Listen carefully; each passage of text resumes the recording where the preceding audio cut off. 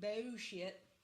Yep. So you brought your own water, but I've got you a glass there. Okay. I've got pitcher water too if we run out. Cool. And of course we've got some Blue Moons and Yep. a hell of a bunch of liquor. Look at that American honey.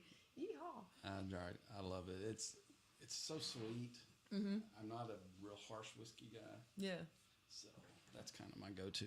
Yeah, I mean Fireball seems to be like everybody's go-to these days. Yeah. With not peppermint, cinnamon. Yeah.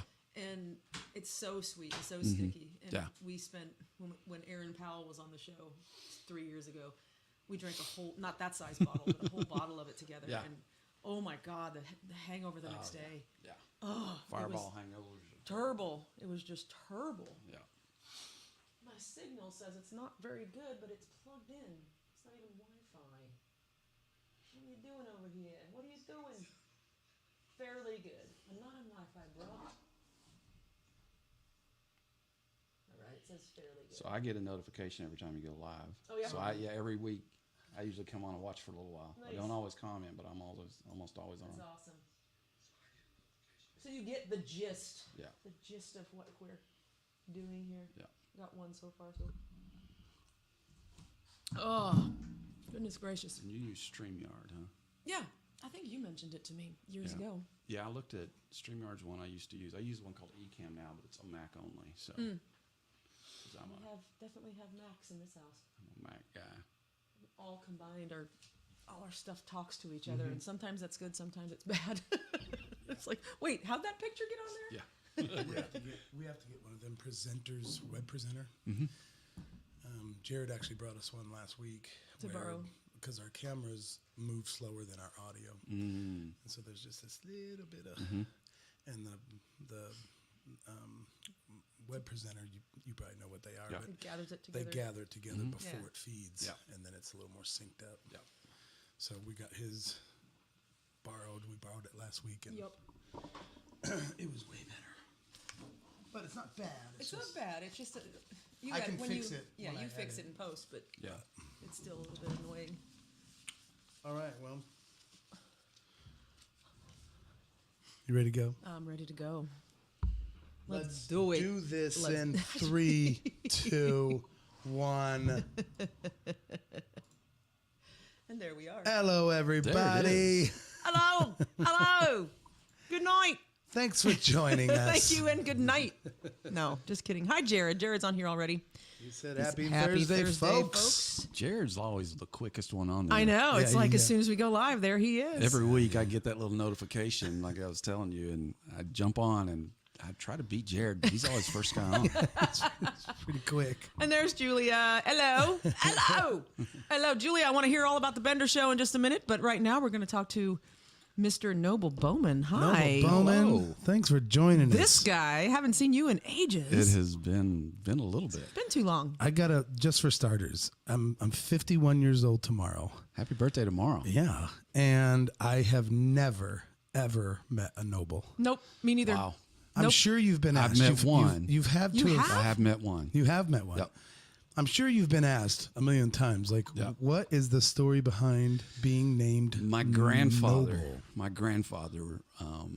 my biological dad's dad was Noble. Edgar was his name. Noble Edgar. Noble Edgar. His Oh, last wow. name was Edgar. Oh, And his so- last name yeah. was Edgar. Yeah. Okay. Okay. So Noble Edgar, and so my biological dad's name was Raymond Noble, and then I was adopted by Lyndall Bowman. So when I got that, I changed to Noble Bowman. But Oh, wow. Okay. Okay. Okay, so you changed it. yeah, well, my parents did. Yeah. Oh, I was okay. 7 or 8, something Oh, like that. I got you. And, yeah, So hang on. Your adoptive parents my changed adopted it. parents. Yeah, my Okay, dad. that's cool. Yeah, yeah. Nice. Is what gave him the Bowman. The Bowman. The Noble. I always tell the story. When that happened, we lived in Huntsville, Arkansas, which is a small little town just outside of Fayetteville, and Bowmans were a really popular family there. My grandpa was really well respected in the community, and I was Noble Edgar, and then my dad adopted me and I became a Bowman, and I came from a nobody to a somebody in Huntsville because my dad adopted me. Your last name. That's right. Are you related interesting. to the Bowmans of Joplin? I don't believe so. Okay. Most of our Bowman family's down in Northwest Arkansas. Gotcha. Because they were, the whole Bowman family owned the Paint Stallion, the nightclub that was there forever and ever and ever. Yeah. Yeah, I had a year residency there back in cool. in late '90s. Yeah, All right. and they're a rodeo family. They had one of the brothers had like stock cattle for rodeos, and they were a prominent family Yeah. in Joplin for a while. Well, that's not too far from Northwest Arkansas, so there's no telling. Could be. Back in the Somewhat. day, there could have been somebody. And these be, guys yeah, are yeah. all like ginormous men. Yeah. Like the smallest one is like 6'2", 300. wow. You know, they're big guys. None of them are bull riders, Yeah. but that's what they raise is bulls to ride. Well, happy birthday tomorrow. Yeah, man. 51. 51 tomorrow. Come That's on. it. I know. Did 50 hit you hard? No, I don't think so. I don't have the kind of personality that generally in life. Yeah. Where things like that like super affect Yeah. me. I'm one of those like I'm like a goose. I wake up in a different world every day. I just, I'm just like, today is this day and tomorrow is that day. And one of them happened to be my birthday. Oh, I didn't see it slip by. Yeah. Like I didn't quite overthink the whole 50 thing. I didn't have problems with 30s or 40s, but something about 50 is just like, oh. I mean, there's definitely some of that. So here's the real problem now. I sometimes go to grand openings and with Chamber of Commerce around Springfield, and I was at one of these new living facilities, and they kept talking about it being an elder facility for 55 plus. Oh my God. I'm 55. That hurts. I'm just telling you. That one stung. That A one stung senior a little. living facility. Senior at 50. We could move into a senior living facility. Oh my God. No. Yeah. I see those big apartments with the 55 Yeah. plus, Yep. and it's just like, hey, Hey, I'm hold like up. 3 years Slow away your- from that. Slow your roll. Let's Yeah. put that to 65 or Yeah, something. I thought an elder was 65 and up. Right. Senior living? No, I'm not doing that. Yeah. To think about who was 50 when I was 10, Right. 12, 11. I'm just Yeah. like, whoa. Yeah. There is some of those thoughts for Yeah. sure. Yeah. Like, that's Sometimes when I was younger, I used to think there's no way I can ever like be older than the president. Yeah. And now you're thinking, oh Well. God, you're getting there. oh wait a minute. Yeah. Not now. Not now, not now, but Obama was the closest thing. Yeah. I was Yep. like, wait, he's too young. I remember my dad telling me that because I think the first time that happened to him was Bill Clinton. Oh, wow. yeah, When yeah. Bill Clinton was actually younger than my dad. Yeah, And it he was like, ooh, that's kind of weird. He was an underclassman. Yeah. Yeah. yeah. But he didn't inhale, so we don't have to worry. That's That's right. right. He's We're all fine. good. We're all No big good. deal. I actually recorded music in a studio in Arkansas one time in Mountain Home? Yeah. I think it was. And the guy that was the studio owner and engineer, he Harvey actually. Jett. No, I can't remember his name. Harvey Jett was Black Oak, Arkansas. He had a studio there, and I recorded in there. Somebody else? It must be somebody else because that doesn't ring a bell. But he said that he knew Bill in college. And Yeah. it was like, I said, so did he inhale? He says, no comment. No comment. Well, Hillary spoke at my high school graduation. Oh, my did she? God, yeah. really? Yeah. That's wild. In Arkansas? In Arkansas, yeah. Really? Huh. That'll be darned. Mine and my wife. Speaking of tomorrow is my 33rd wedding anniversary. Oh, really? Happy 33 anniversary to years. you. Oh, my gosh. And your beautiful wife. Yeah. Yeah, man. Well, shoot. Congratulations on that. Got all kinds of fun stuff happening this weekend. I don't want to get too heavy too quick, but what is the story of you being adopted? Especially actually knowing that much about yourself. Sometimes people are Oblivious, yeah. they're don't know. oblivious and they don't even know who their parents were. Yeah. But I mean, for you to have that much info on yourself and then to Well, get so adopted that young. my mom was my mom. My mom and my dad, my biological dad, divorced when I was 3 or 4, I guess. And then my mom met my dad, who adopted me. Oh, okay. So I'm not I totally see. adopted. You weren't like Okay. an orphan. Yes. No. I got you. My mom met my dad. Funny story. Knowing my parents were pastors, we've talked about that Right, before. right. But my dad was in the Navy. My mom was a go-go dancer at my dad's favorite bar. You're biological. Yes. Okay. No. My mom. That's where my mom met my stepdad, who adopted me and became my dad. Oh my God, this is fantastic. okay. Yeah. And then they became pastors. They went to some church they were in San Diego, and we went to a church and They came changed to their world. Jesus and Yeah, became yeah. pastors. Yeah. Oh, They wow. changed their world.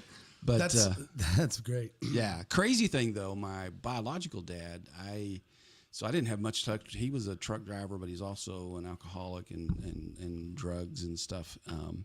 And I looked for him for years, and I saw him accidentally one time when I was 12. Like, we were visiting my grandparents in Oregon, and he just stopped by the house, didn't know we were there. Oh And my. it was like, wow. And you remembered him? Yes. Okay. And then when I was 18, 19, Kisa and I, my wife and I, were dating. And after church one Sunday night, we were in Conway, Arkansas. Of course, they were from the West Coast, California. So one night after church, we went to McDonald's after church. And we come walking in, and my mom goes, "Noble, you know who this is?" "No, it's your daddy, Ray." Oh, my. He was a truck driver and had just stopped. He didn't know we lived in that town. Oh. Stopped at McDonald's in that town as a truck driver to get a meal. Holy cow. So we reconnected then, but then I didn't see him. I lost touch with him. And I looked and looked and looked and looked for him, hired a private investigator. My mom was trying to help me find him. And Landon, my oldest, was born. And so that was 21 years ago. My mom called me and said, "Hey, we think we found Ray." And he's in a hospital in San Diego. So tomorrow we're going to get confirmation. So the next morning she called me. She goes, "It was him, but he died last night." Oh, wow. Oh. Yeah. And I called the hospital and was like, "Hey, I'm his son, and do I need to come?" And they're like, "How long have you been since you've seen him?" Like, we picked him up off the streets. Oh, he goodness. was homeless in San Diego. Oh, my. And they said, I said, "Well, I'll come." And I was in Colorado at the time for a conference I was speaking at. And they said, "Well, sir, if you come and claim his body, you're going to be responsible for all of his medical bills." You know, like, Who are we talking about? I was just kidding. So, Wait, what was his name? what was his name again? No, that's not. We're breaking up. I get a bad signal. Oh, my goodness. Yeah, it was, but and then they were said, "Well, we'll just bury him in they had a pauper's grave then, for homeless people." And then I remember my dad had been in the military. Oh. And so I told them that. So they got him buried in a military Oh, that's cemetery. nice. And then very cool. About 5 years later, I was able to go back and find the grave and, Wow. have a little closure Little there. reconciling. Yeah. Nice. Talking about going deep, I took it way. You went there. Let's pull this thing back up. You never know. Let's get out of that hole. Go we just deep, never got. know. go quick. I just want to say another thing about your birthday is that you said that 50 hit you hard. Well, last year it was all 3 months worth of planning for his roast. Right. He did the birthday remember. roast. So there was no worried about how old you were. It was Yeah. like planning for that. was a Planning little for the busy. party. Yeah. Yeah, busy. it was a big party. Yeah. And it was fun. Yeah, for those of you who don't know, we did a roast for Dan's birthday last year. An actual, like, full Actual on roast. Yeah.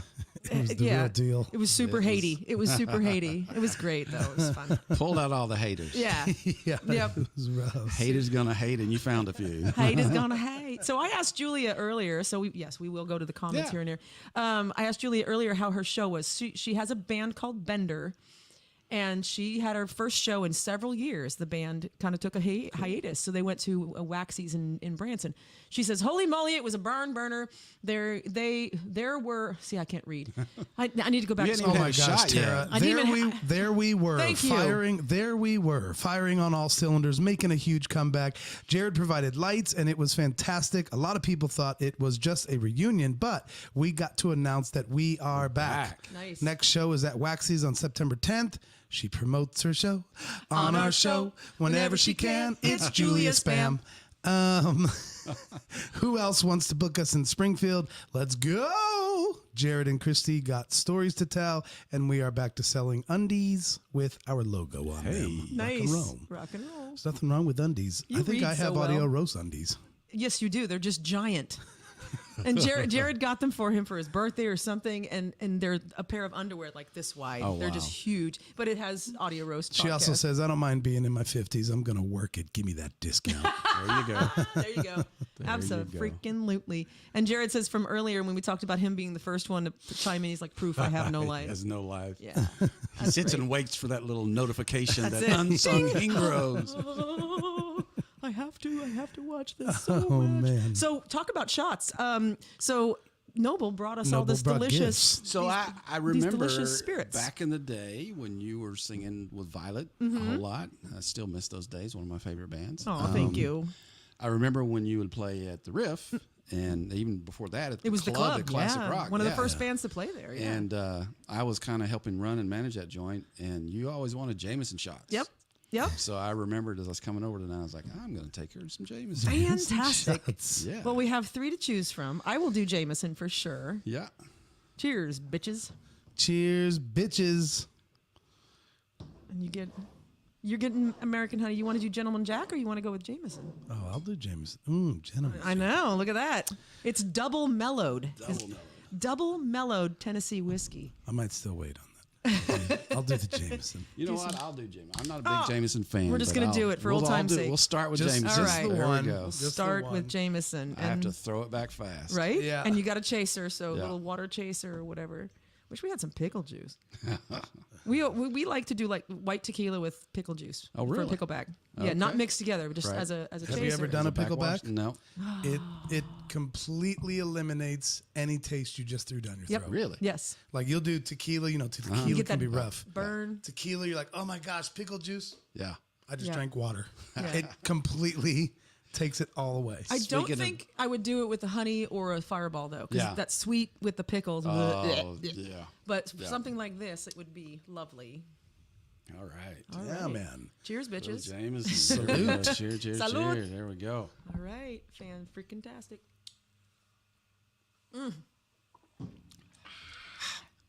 Ooh, baby. So yeah, that one goes That out. one.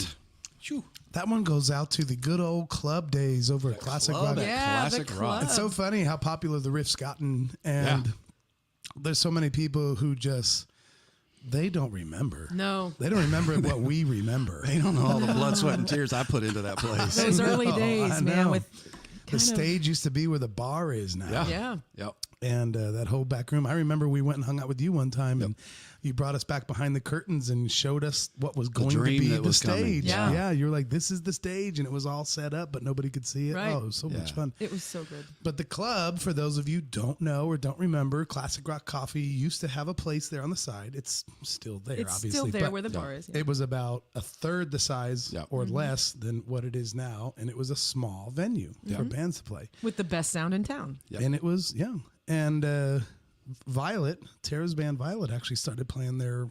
One of the first One of the band- first- I think the very first band we ever had was Paralandra, and it was their first show ever. And I Yeah. saw it. Yeah. I was there Yeah. with Yeah, my friend she was Danae. there. Yeah. And I saw that and I stole one of their songs, Uprising from Muse. I was like, that's a cool song. I'm going Yeah. to put that in my list. Because I was still working on Violet at the time. But Yeah. yes. And then I remember you were pretty early in there. Yeah. We were actually, what was funny is we used to kind of get teased for playing the coffee shop. Right. Like, you're playing a coffee shop? Yep. It's like, have you been there? No, it's not Like, quite have a you coffee shop. freaking It been there? wasn't, yeah. Yeah. It was awesome and the best sound. I loved playing there mainly because of you and the people that worked there and the sound. We Yeah. had a blast. Yeah. It was great. so awesome. It Yeah. was so good. And was it's the great. riff is still great, but still the best sound in town. No What offense. was it that got you into that whole chapter? It's weird. Some of the topics we said we might talk about at the time, I used to be a pastor. Yeah. And I spent a season being very disenchanted with the church world. And I thought, you know what, by God, I'm going to do it different. And so I started with a small group of people hanging out at my house. And we went one day, a friend of mine who worked for Kent at Classic Rock told me that they were expanding, creating this little room there. And I went to look at it to see if I could use it for our church. Yeah. And next thing I know, I offered Kent, because I knew a little bit how to run sound. I said, I'll run sound for some of your little shows that you're going to start trying to do. And we worked out this deal that I just ran sound and kind of helped book the room and get it going. Yeah. And we ran it for 2 years before we decided to expand to the riff side of it. Oh, okay. So it was really, and I ran a church out of there for a while. And I would bartend on Saturday night with Violet playing. And people from the church would come up and call me Pastor Bartender. And, and then I'd be right back there Sunday morning. Yeah. And I think we may have had communion once or twice with this. Nice. See, now I know the real reason why you were like, you guys can quit by 11:30 if you want. Yeah. If you want to Y'all quit. can get out of here. I got to go home. Good. I got to, I'm going to be back got here at something to 7 in the do. morning. I've got a sermon to write. Got a sermon to write. We've got some stuff to do. We went to a few of your services. Yeah. And it was nice because it was more of a, I don't even want to call it contemporary. No. It was just, what style would you call your pastoring? I don't know. For me, my whole thing was, and I don't even know where I am today on. And faith you were the church of spirituality. total acceptance, Yes, mind you. Yes. Oh, yeah. I just felt like that if Jesus was here, the church he would want to be a part of would look a whole lot different than most of the churches we know. For sure. I agree. And I just wanted a church that everybody felt comfortable and safe coming to. It's not my job to clean anybody up. I felt at that point, if I have a job in the faith world, it was to tell people about a guy that loves them, Jesus, and he can do the job of cleaning people up. So that was that thing. With all that said, I haven't myself been to church in almost 2 years. So. And you haven't been a pastor in a while. No. I mean, you probably still are at heart, but you haven't. You know, the big word nowadays is deconstruction when it comes to faith, and I'm in some phase of ongoing deconstructing the faith of my childhood. Yeah, we know many people like There's that. a lot of people like that. Yeah. Yes, I know Dan's there. Yeah. We have some mutual people that were our heroes when we were younger, and you know, I think Jesus would be very unhappy with the people that represent him today. I agree. Yeah. I agree. Okay, all right. You want another shot? Let's. All right. Not feeling any apple pie, are we? It's true. I sense a little bit that I might be just an exit or two ahead of you on the deconstruction road. Yeah, you're probably a couple exits ahead freely. of me. I was worried about those kinds of things. Even when we started this podcast, she was ready to start it a year before I was, because I was like, I've got a reputation and I don't want to disappoint people, and I'm going to cuss. I'm going to talk about things that are uncomfortable, especially in spiritual matters, just where I'm at, whatever it is. And I kind of actually pumped the brakes for 6 months to a year until I finally was like, you know what?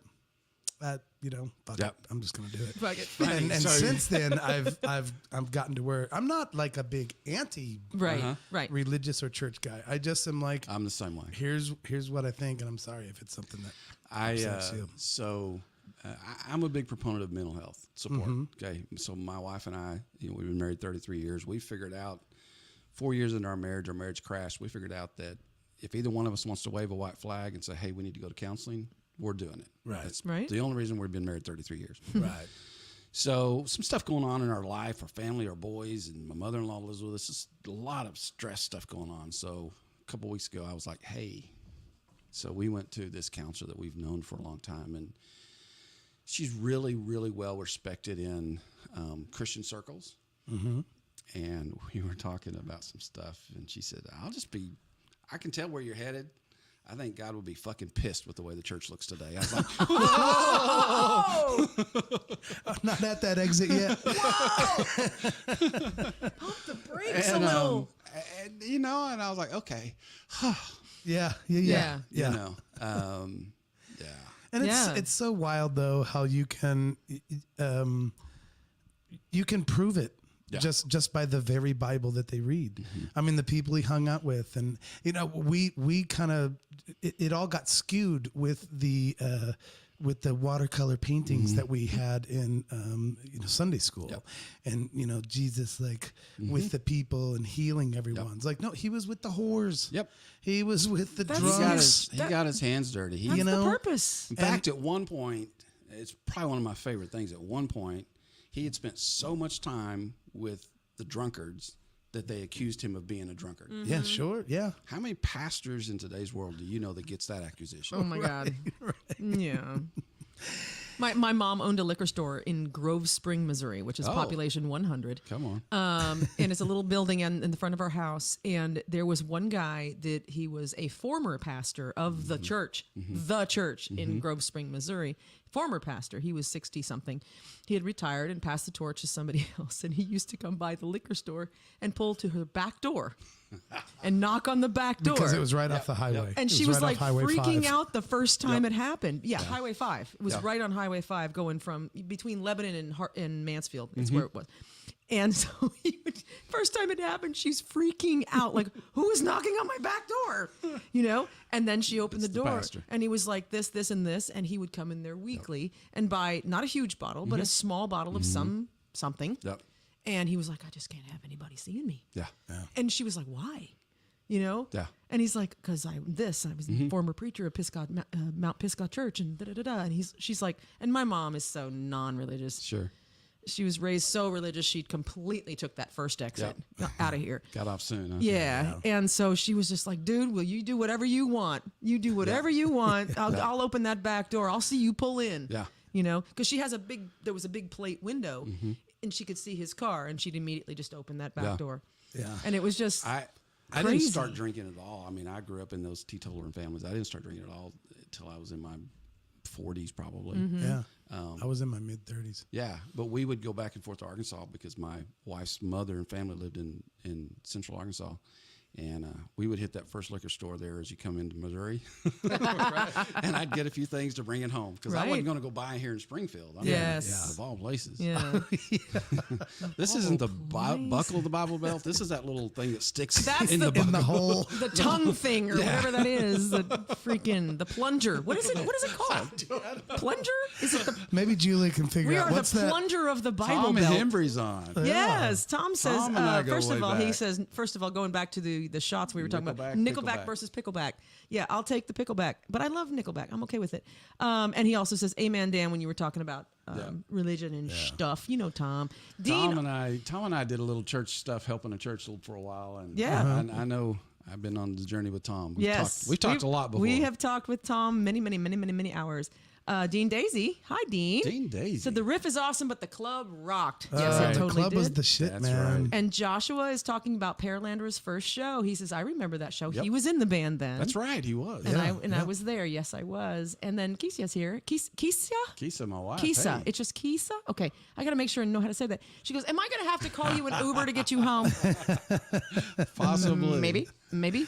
And then Nick Smith is here. Hi, Nick. He was a guest a few weeks ago. He says, Noble, my guy. Nick. Nice.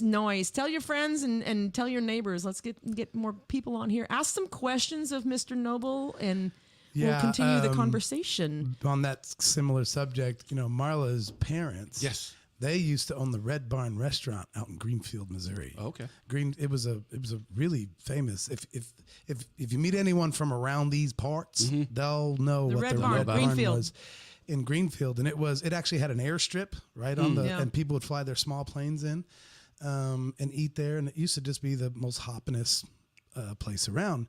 Daredevils used to eat there back in the day, all this kind of stuff. But they would have pastors come in all the time, whiskey in a coffee cup. Yep. In a coffee cup. They'd sit right at the pony up to the, it wasn't necessarily a bar, but it's like Waffle House kind of has a place you can sit.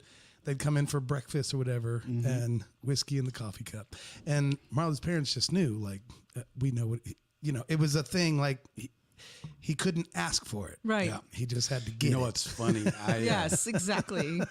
The church group I was a part of was pretty popular here in this town. You'll figure that out. But I was overseas. I was actually in Poland and went to the head of that church group's offices of Poland. And their main director there, we walked in and this is like their general superintendent guy. We walk in, he's like, hey, you guys want a beer? Oh, that's right. You're from the States. You can't drink. It's so good. Yeah. Oops. Yeah. Nice. It's because that they didn't have that same stigma over there. Right. Here. America's that was weird. a time when Johnny Q. Public got invited to go play in England. We played Greenbelt, actually, which is a pretty big festival over there.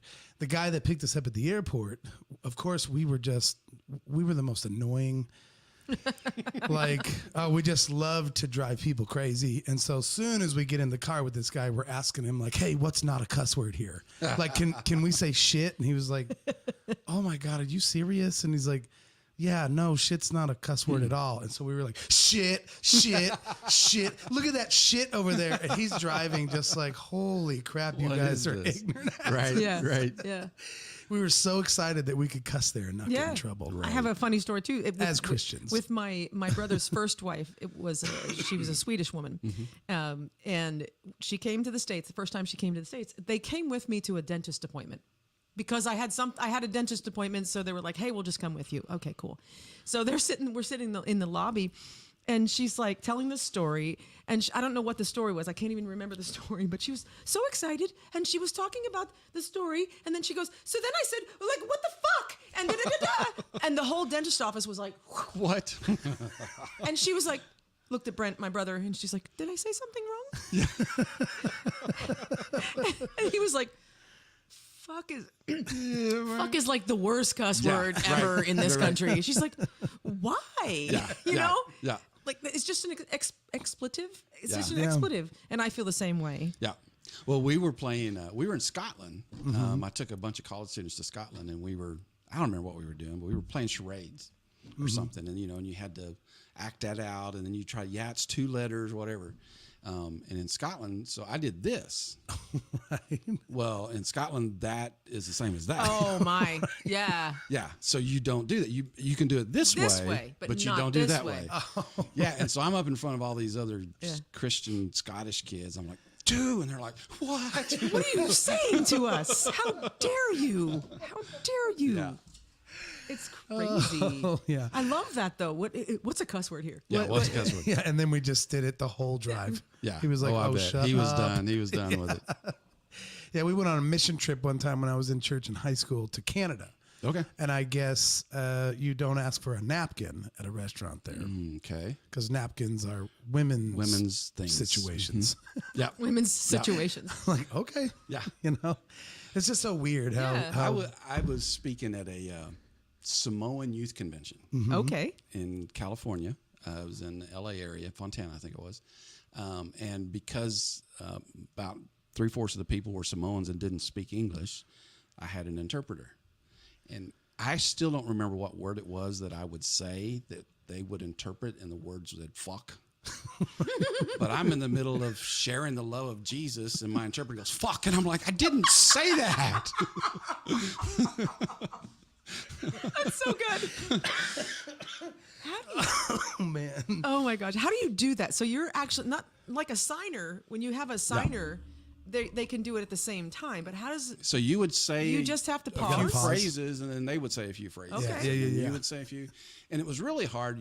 Because I try to share humor when I'm speaking, and I would drop a joke, and some of the young people would get it, and then he would have to say it, and then some of the old people would get it, and it was just like, oh man, This is the rough. timing is a big part of right? comedy. Come on. Yes. Oh my gosh.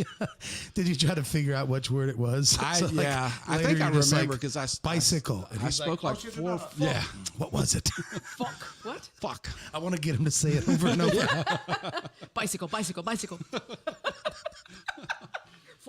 Oh my God, how funny. Have you ever had a signer at one of your speaking events? Yeah. It's interesting, isn't it? Yeah, it is. I love a really good signer with the expression Yeah, that when they they make. get into it. Yeah. Facial expressions. Yeah. Just really get into it. I had I've done a couple Johnny Q Public shows that had a signer. Yeah. And they dance and Yeah. everything. So I'm singing like a song I wrote, and I was trying to be there for the crowd, Sure. but I was fascinated to Yes. know what Body B looks like signed. She's like, all this shit. I was like, this is so cool. Yeah.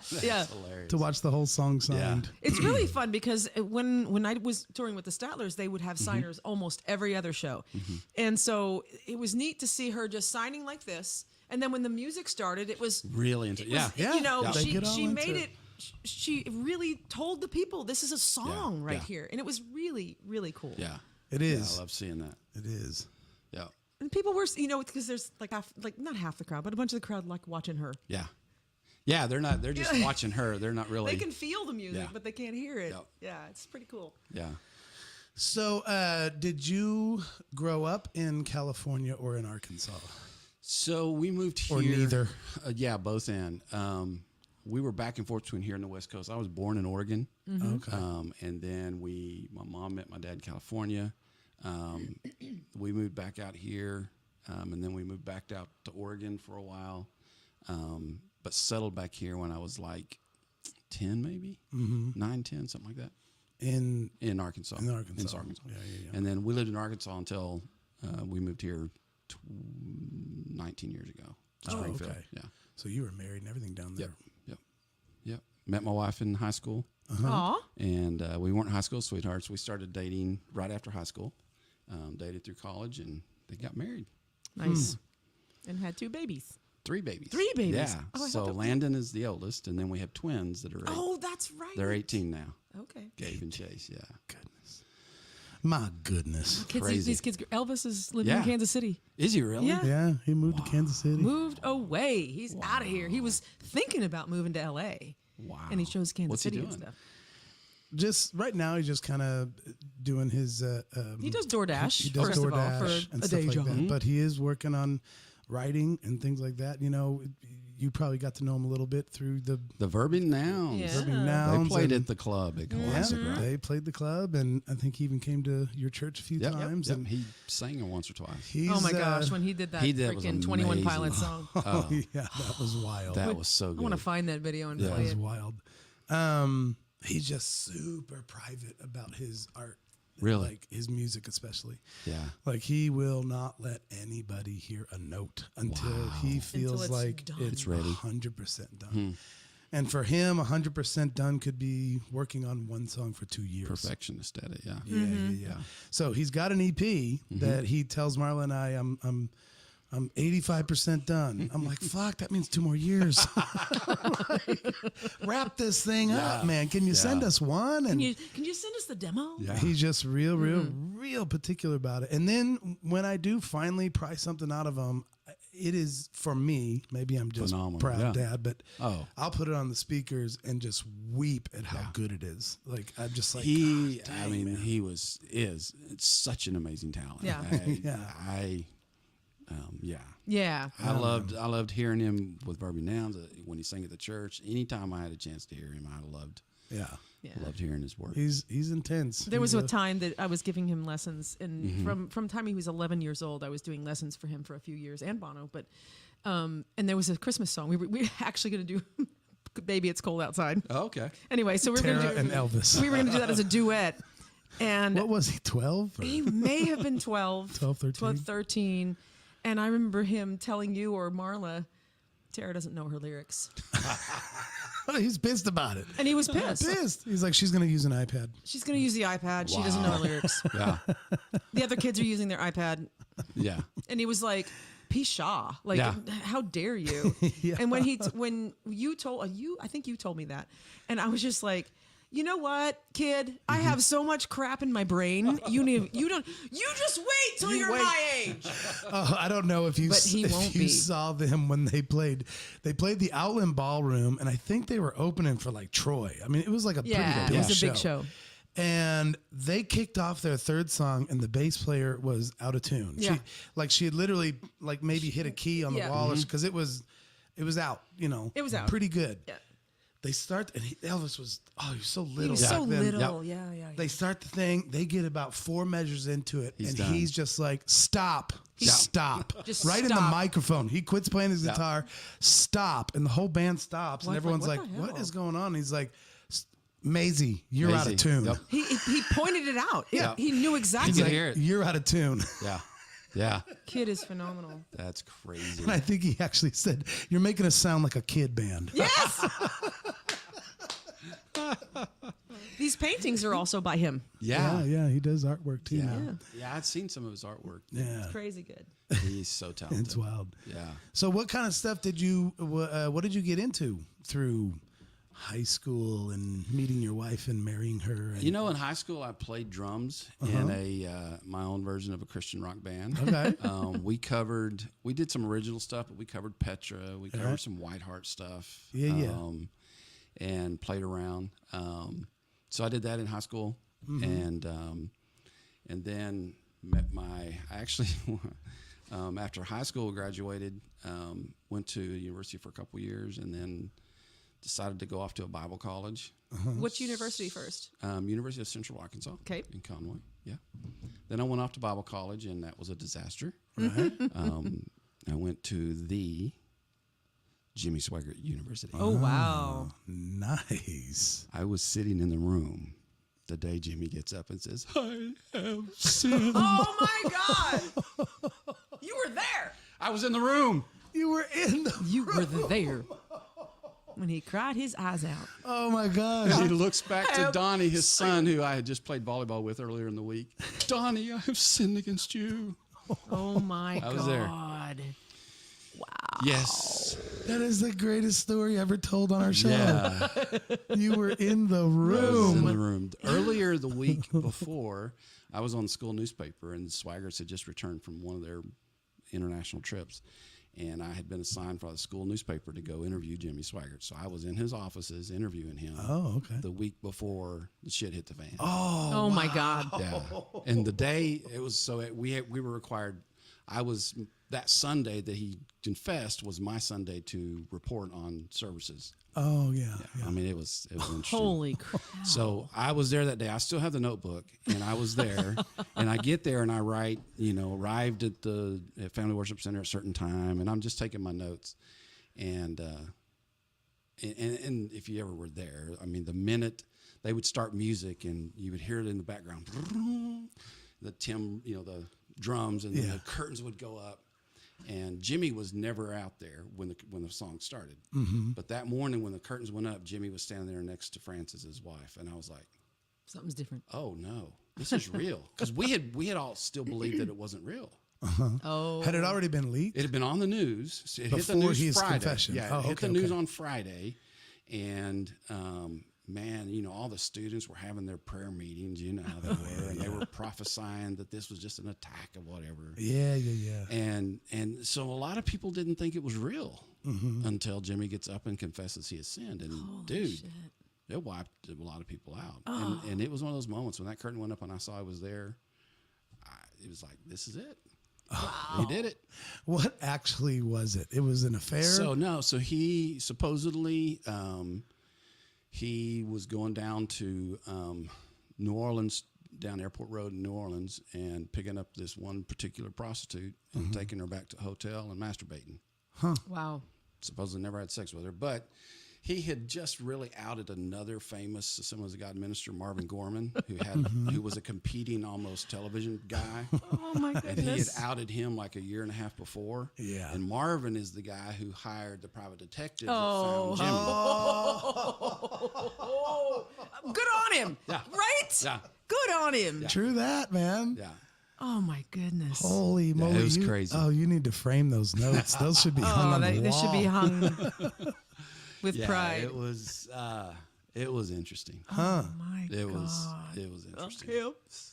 I remember that video. Sinned. And you were there. Yep. Was he Baptist or Assembly of No, he's God? Assemblies of God. Assemblies of God. Yeah. He was like the big dog of Assemblies of God. I mean, he raised, probably over half of their missions budgets. Yeah. All that.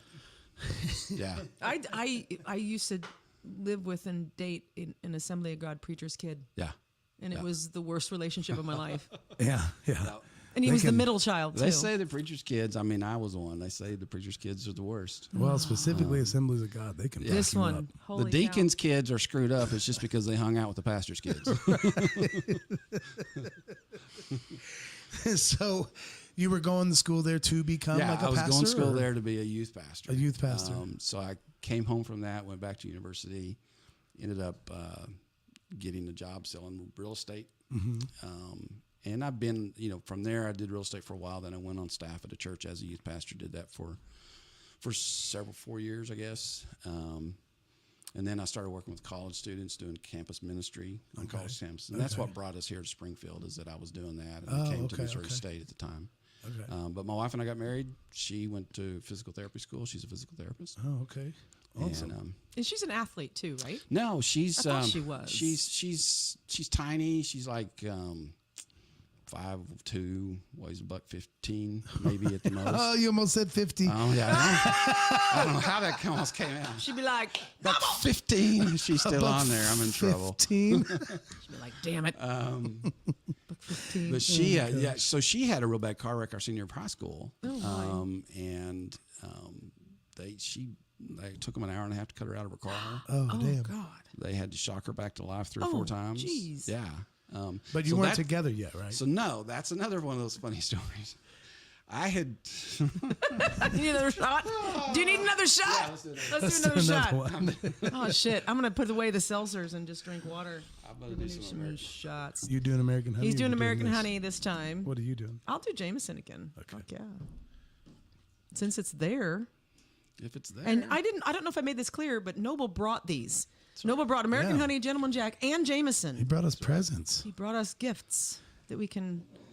He's sitting there thinking to himself, I'm taking them all back. Well, yeah, of course. Leaving this one back. I was going to Y'all say, keep that. I'll take this one you back. don't even know how much we drink in a podcast. There's not much to take home. All right.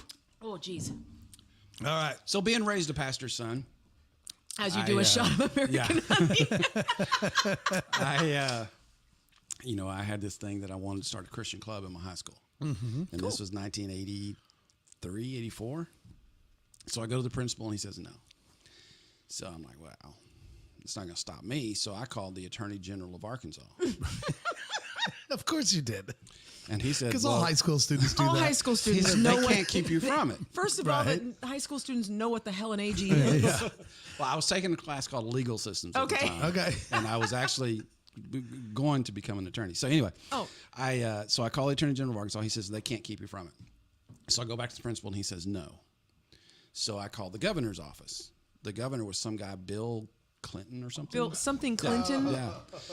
Not the cool reggae singer. I didn't get to talk to Bill, but I did talk to somebody in his office. Well, the next morning I walk into the school and the principal meets me at the door and he goes, okay, Noble, you can start your club. But this is what you have to do. You've got to get 25 people to sign a petition saying they want to be in your club. 25. Yeah.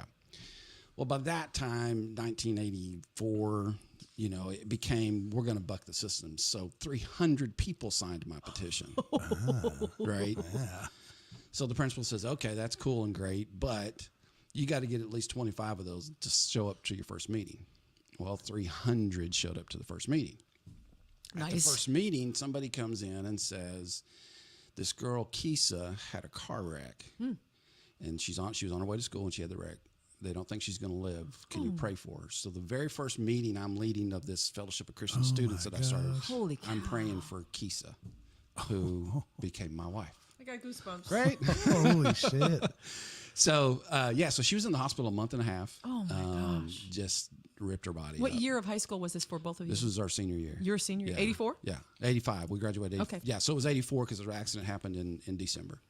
And so it was 85 Holy we cow. graduated. Yeah. Oh, my gosh. So prayed for her, sent her flowers. Yeah. And then when she gets out of the hospital, on her first day back to school, she meets me, and I was with this band I played in, Freedom Flight 150. Oh my God. Nice. From Writing it Psalm down. 150. I got you. Come on, Freedom Flight. Doesn't it sound like a good 1980s Christian band? Freedom Flight 150. Band. I'm writing this shit down. I love it. So I was with our bass player's sister, and Kisa was there, and Kisa thought she was like, is that he's a dork? Because I was just a happy-go-lucky funny guy. Right. So we ended up becoming really good friends. She was dating somebody. I was dating somebody. We get out of high school, July 5th. We're uptown. Back then, everybody cruised. Remember those days? Yeah. Cruise. So we had been uptown cruising, and Kisa and her friend Stacy wanted to go back to Kisa's house to watch a movie and shoot some fireworks. So July 5th, we go back. We shoot some fireworks. We're laying on the floor. I'm laying between Kisa and her friend watching Purple Rain. Oh my gosh. Okay. Yeah. Right? That's one reason I loved anytime you sang it. So we're watching Purple Rain, and I'm holding Stacy's hand. Well, at some point in the show, Kisa thinks because I'm a good Christian boy, my eyes need to be covered. So she reaches up to cover my eyes, and when she does, I grab her hand, and now I'm holding both. Oh my gosh. Dilemma. So what's worse, the Purple Rain or my two babes? I got So I let go of Stacy's hand and kept holding Kisa's. Oh, okay. We got married. Stacy was a maid of honor in our wedding. Oh my God. That's How awesome. fun. Yeah.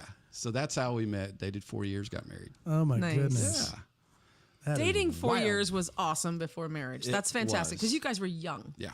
That's good. Yeah, we started dating right after high school, dated all the way through college, got married the weekend we graduated college. Nice. So Do you regret it? regret getting married? Yeah. No, I don't. Wait. Check 1, 2. Is she here? I don't. Just making sure. I'll be honest with you, dude. Marriage is tough. It is Yeah, tough. dude. It is. So 4 years into our marriage, we crashed. Right? We both got connected to other people, and we were done. And then we decided to fight for it. Yeah. And we fought for it. And man, Was this before kids? yes. So we didn't have kids. We weren't going to have kids. She was a career person. I was in ministry doing the things. I was whatever. And we just weren't going to have kids. We thought we'd end up being rich aunt and uncles. Right. The rich part didn't work out, so Right. we decided to have kids. And so we were married 9 years before we decided to try to have kids. And then it took 3 years, and then we had our first 12 years into our marriage. Wow. So, But that's actually really good. yeah. You guys knew each other. You worked out that problem at 4 years. We worked all that out. Yeah. We were there. We figured out we were going to be together. And it's still, even after kids, there was tough times. Yeah. Like I said a while ago, we both can wave the white flag and go, hey, it's time for some counseling. Yes. Yeah, counseling is so wild because there's so many people that are so, I don't know what about it. That Right. Still to this day. You would think it'd be a little better. Case is still here, by the way. Hey, baby. I don't regret it. Not at all. I'm happy. So Look how happy I am. I don't know. It's better, I guess, than it was 25, 30 Yeah. years ago, but everyone's so intimidated by it. They There's still a feel like stigma to it. there's still a stigma to it. Yeah. And a friend of mine I used to run with all the time, Chelsea, she used to say, it's more like changing the oil in the car. Yeah. It's a maintenance it's thing. maintenance. Like, don't wait until you're fucking rock bottom Right. and Don't wait till your whole engine life blows. has totally fallen apart and your engine has blown before you're like, maybe we should get counseling. Maybe just like it wouldn't hurt to just every couple of years just go for no damn reason. I agree. I mean, I just told you 2 weeks ago, my wife and I went. We've been married 33 years. We have an amazing marriage. No troubles. Hope she's not texting me. No. No troubles. Just stresses. Yeah. And we find when we get stressed, we start getting a little short with each other. And it was like, let's just go talk. let's talk about this. Let's call our friend and we yeah. go sit down and pay her $150 to. Right. But it's worth it. It is It totally is. worth it. I mean, we've talked about we haven't been married nearly that long, but we didn't get married till we were almost 50. Yeah. And so we have a lot of experience behind us. Yeah. And one of the things that people ask us is, how do you guys do it? So, a lot of people look at us like we're this great couple, and it's like we're brand new. Yeah. First of all. Still in the honeymoon phase. But they can still like feel Yeah. something about us. And one of the things is complete honesty. Yeah. Complete honesty. Yeah. And being honest. The whole stupid thing about, does my butt look bad in these jeans? Right. Shut up. Yeah. That's the most trivial thing you can think of, but But I'll tell you, those aren't good. no, those aren't he'll good. he'll Change fucking those. tell me. And I will too. Yeah, right. I will too. That's right. I can choose to get mad. I didn't at for that. the longest. I but think will Noble's now. wanting to see your butt. Oh, okay. I got you. I'll See? tell my wife, not you. Okay, wait. Hang on. What? But it's just honesty and stop playing games and stop assuming what somebody's thinking. and Pretending all to this. be somebody you're not. Yeah, don't pretend. Oh that gosh. stuff. Yes. Number one, don't pretend you're somebody you're not Right. when you're dating. Yeah. Sons of bitches and sons of bitches girls, whatever the fuck you want to call them. I mean, for real. Just Especially when you're dating, because then when you do finally maybe get married. Yeah. Oh, he changed. She changed. changed. No. Yep. Of course they did. Well, sometimes they change, but then what I found is the thing that you most loved about somebody when you're dating becomes the thing you loathe about them when you're married. Yeah, and that's yeah, not fair. yeah. That's not fair. That's not fair. In my years of playing music with band members, one of the first things is I met him when he was a guitar player. I just wish he would quit playing because I can't stand how he flirts with all. It's like you. Yeah. I don't like him being in a band. You were the one. Yeah. Stop. Yeah. Just stop. Yeah. No, I'm huge on counseling and our relationship is, especially now, it's just we're just real with each other. Yeah. The thing we learned in counseling, because after our marriage crashed, we went to counseling for almost 2 years, I think. Then we just learned to communicate. Yeah. Right. The honesty part Yeah. and being able to be honest with each other. I think the biggest thing I had to learn was our counselor drilled it into our head. Her perception is her reality. Mm-hmm. Oh, right. And until you can embrace her perception, you're not going to change it. Yeah. Right? Yeah. And so if I said something a certain way and she perceived it a different way, that's her reality. Right. And I can tell her, no, that's not what I meant till I'm blue in the face, until I embrace that she should have or could have or might have a reason to feel that way. Sure. Yeah. And then once I do that, now I have a chance to change her mind. Right. Yeah. And that was one of the biggest things when it came to communication. That's brilliant. Yeah. Yeah. I think it's a. And I'm not trying to be a Dr. Tomlinson either. Right. No, it's good. Paul Tomlinson. It's good stuff. It's I have experienced that the effort to communicate well is effort. Yes. I think, I've met a lot of people that are just like, oh, my wife and I, we're good communicators too. And I'm like, I'll tell you right now, I can see it. I can tell. I can see it from 5 miles away. You don't know what I'm talking about. Like there's moments where you've got to like stop and swallow all your own, and like try to re-say it again. Yep. And it is effort. It is work. When people's like, oh, it's work. It's like, no, it's actually really work. is like work. Most of the time, and I talk to clients about this now, most of the time when we're listening to people, we're processing what we're going to say. Yeah. Not listening. Mm-hmm. I just did it to you. I said, yeah, before you finished your sentence. You totally just did it. Right? But we do that, and I still do it. Yeah. But it's that thing where you start processing what you're going to say, and you're not listening to what they're saying. Right. Mm-hmm. Because you're just reacting to maybe the first sentence instead of hearing the whole paragraph. Yep. Yeah. And you got to slow down. One of the things our counselor would say is like, listen, and then tell them what you heard before you respond. Yes. And you slow down enough to do that. First of all, you're not going to fight because it takes too long to argue. You got to think it all out. Yeah. Totally. I went to counseling for a long time, in that same relationship with that preacher's kid. Mm-hmm.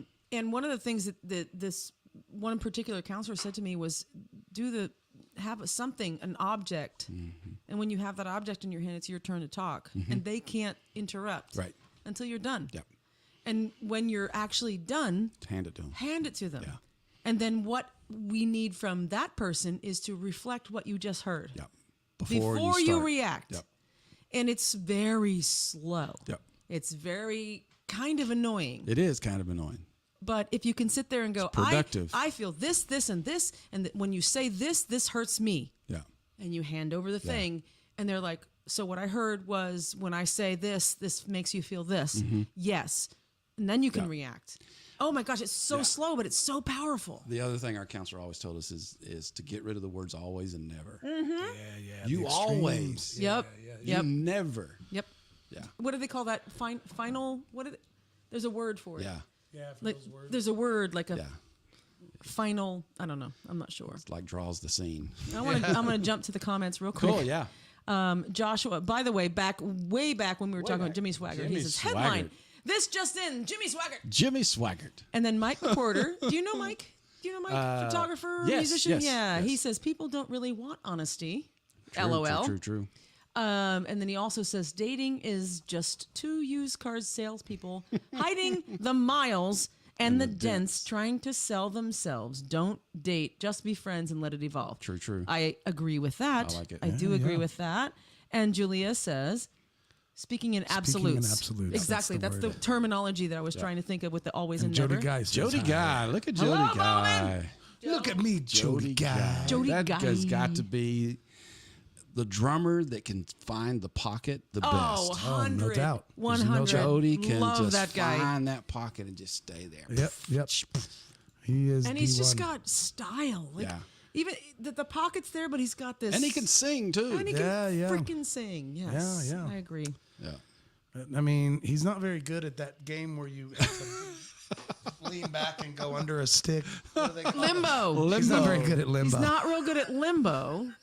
His lowest is like 5 feet. But that guy can get into some tight spaces and fix appliances. Yeah. Tall guy appliances. Doug Fuller's here. Hang on one second. Doug Fuller. Hi, Doug. He saes McDonald's has a new sandwich. It's called the McSwaggart. You pay $5 to watch someone else eat.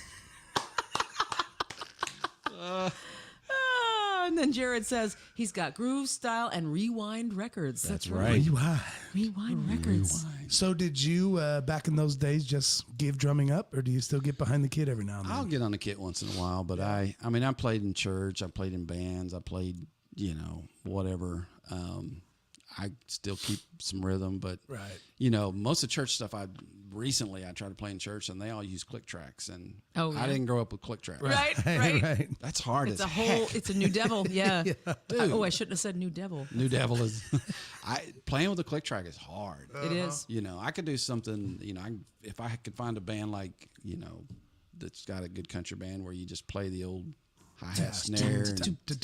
I could get into that, but Do some shuffle. Yeah. Not playing the drums. I was because I say we have this Sparkle drum set. It's for sale. It's actually for sale. I don't know if it is officially yet. Oh, okay. But the one behind you is that's the a black one. Gretsch. That's a Gretsch over there. Yeah, the Gretsch is. I think I might get rid of them. We love it, but in the black set behind you. So Jody's anyway. going to text me. What do you want for this? Yeah, I know. Jody's Jody's gonna be like all over that Gretsch.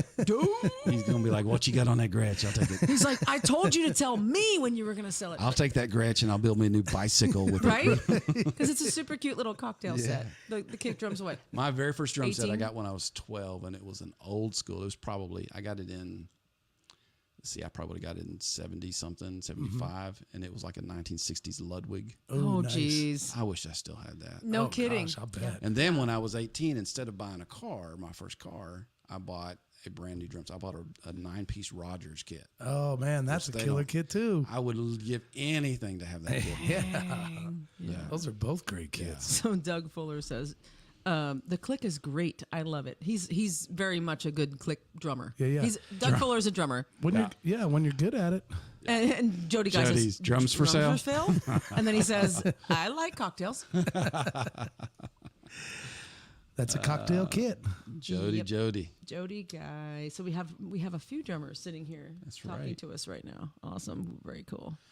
So you were talking a while ago about coaching. Yeah. Yeah. You coached Chapel Roan. Chapel Roan, yeah. Yes. I was trying to think of her stage name. Well, Kaylee Amstutz. Kaylee Amstutz, yeah. Chapel Roan, yeah. Yes, I did. I was. She just had a new release couple days ago. Just 2-3 days ago. She's going crazy in LA, man. Yeah. And from the time she was 14 to about 16, almost 17, I was her coach. And it reached a point to where most of our lessons became just talking about playing the music on the road, playing with band members. And I actually told her mom, I said, she is ready to do something different. And her mom was like, but I want her to keep coming to see you because you've played the road for this long. And she's a female artist, and it's different. It's different when you're a female artist out there. And so the last few of our lessons were mostly just talking about the road life and musicians and knowing your she place. didn't need tons of actual vocal coaching. No, she was so pretty stellar. remarkable. She was pretty stellar. I did help her with some breast support and things, Sure. But basics. But she already had a style that was unique to. I've never heard a style like hers before. She's still like I bought that. I think we bought like 6 copies of that first CD she had out that had what was that song on it that she got? Die Young. Die Young. Yeah. So I have a story about that. You Oh, want to yeah? hear the story? Yeah. So she tells me she's going to Interlaken, which is a music camp, basically, up in Michigan. Yep, I remember that. The UP of Michigan. And she said, so far, all of my songs are this, minor key and this, that, and the other thing. And I told her, I said, I love your music because I love minor keys. I love sad songs. I love all this stuff. I said, but I would love to hear from you a song that at least at the end has a twist and goes up. Whether the key changes or the verbiage changes, I would love to hear that. And I'm going to tear up. She sang for me like 2 weeks later. She sang for me Die Young. Yeah. And then she showed me the video of her playing that with her people up in Interlaken in that school, and that was her first freaking single. And that's one of the things that got her signed to Atlantic Records. Yeah, it did. And I was just like, yeah. I'm a tiny piece of her career. Just a little piece of her career. Yeah. But I challenged her to just twist it. Do a twist or do a little bit more positive. Because I love me some minor sad songs. Yeah. But I was just like, for global appreciation, just twist me a little bit. Yeah. And that was Die Young. Yeah. That was such a great song. And it's really a good song. It is. Go look for that, people. Yeah, go look for Die Young. Die Young from Chapel Roan. Yeah. Holy cow. Yeah, that was so good. So good. And she's just killing it She's now. killing it. And then there's also out of Springfield, we got Jake Wesley Rogers. Oh my God, Jake is going crazy right now. He's huge. He's been on Ellen. Yep. He's sang with freaking, or in front of, did he sing with Elton? Or No, yeah, he sang with Elton. Jeez, Elton interviewed him on his podcast. And Elton is promoting him like crazy. Right? And he played the club. Yep. And he played the club. He played the club. With Ivy, who's not doing also badly doing herself. right now too. Right? Yeah. The Ivy's drummer for killing the it. mixtapes, for those of you locally, but she is Ivy killing it. King. Ivy King. And she just released I.V.King. She just released a single like on the same day Chapel Roan did. Right. I did Ivy's wedding. Yeah, you did. Yes. It was one of those breakouts from the box. Beautiful wedding, yes. And they have a baby now. Yes, they it's do. all good. Yeah. Breakout. Yeah, Jake is killing it. He's crazy good. He opened for Violet. Yes. On Halloween 2014. Yes. He opened at Cartoons. Was it still Cartoons or was it Crave yet? It was cartoons. It was still Cartoons. Their band, which is where I found Ben Harrell, the current guitar player for Violet, they opened for us. Luck Sucks. No, it was Posh Maverick. Yes, Posh Maverick. That's Posh right. Maverick I was the remember name that of the one. Yep, band. yep. And it was Jake. Is that the Halloween show where they were all dressed up? Yes. It was Jake, it was Ben. I think Kyle was playing bass. Kyle played bass. And I think who was playing drums? I think Ivy. Did Ivy Was play drums? Ivy? I don't think Ivy was playing. Maybe. Ivy might have been Yes. the drummer. I think Ivy she was. The was. drummer. I think she was. I think she was. And they were just this young, Yep.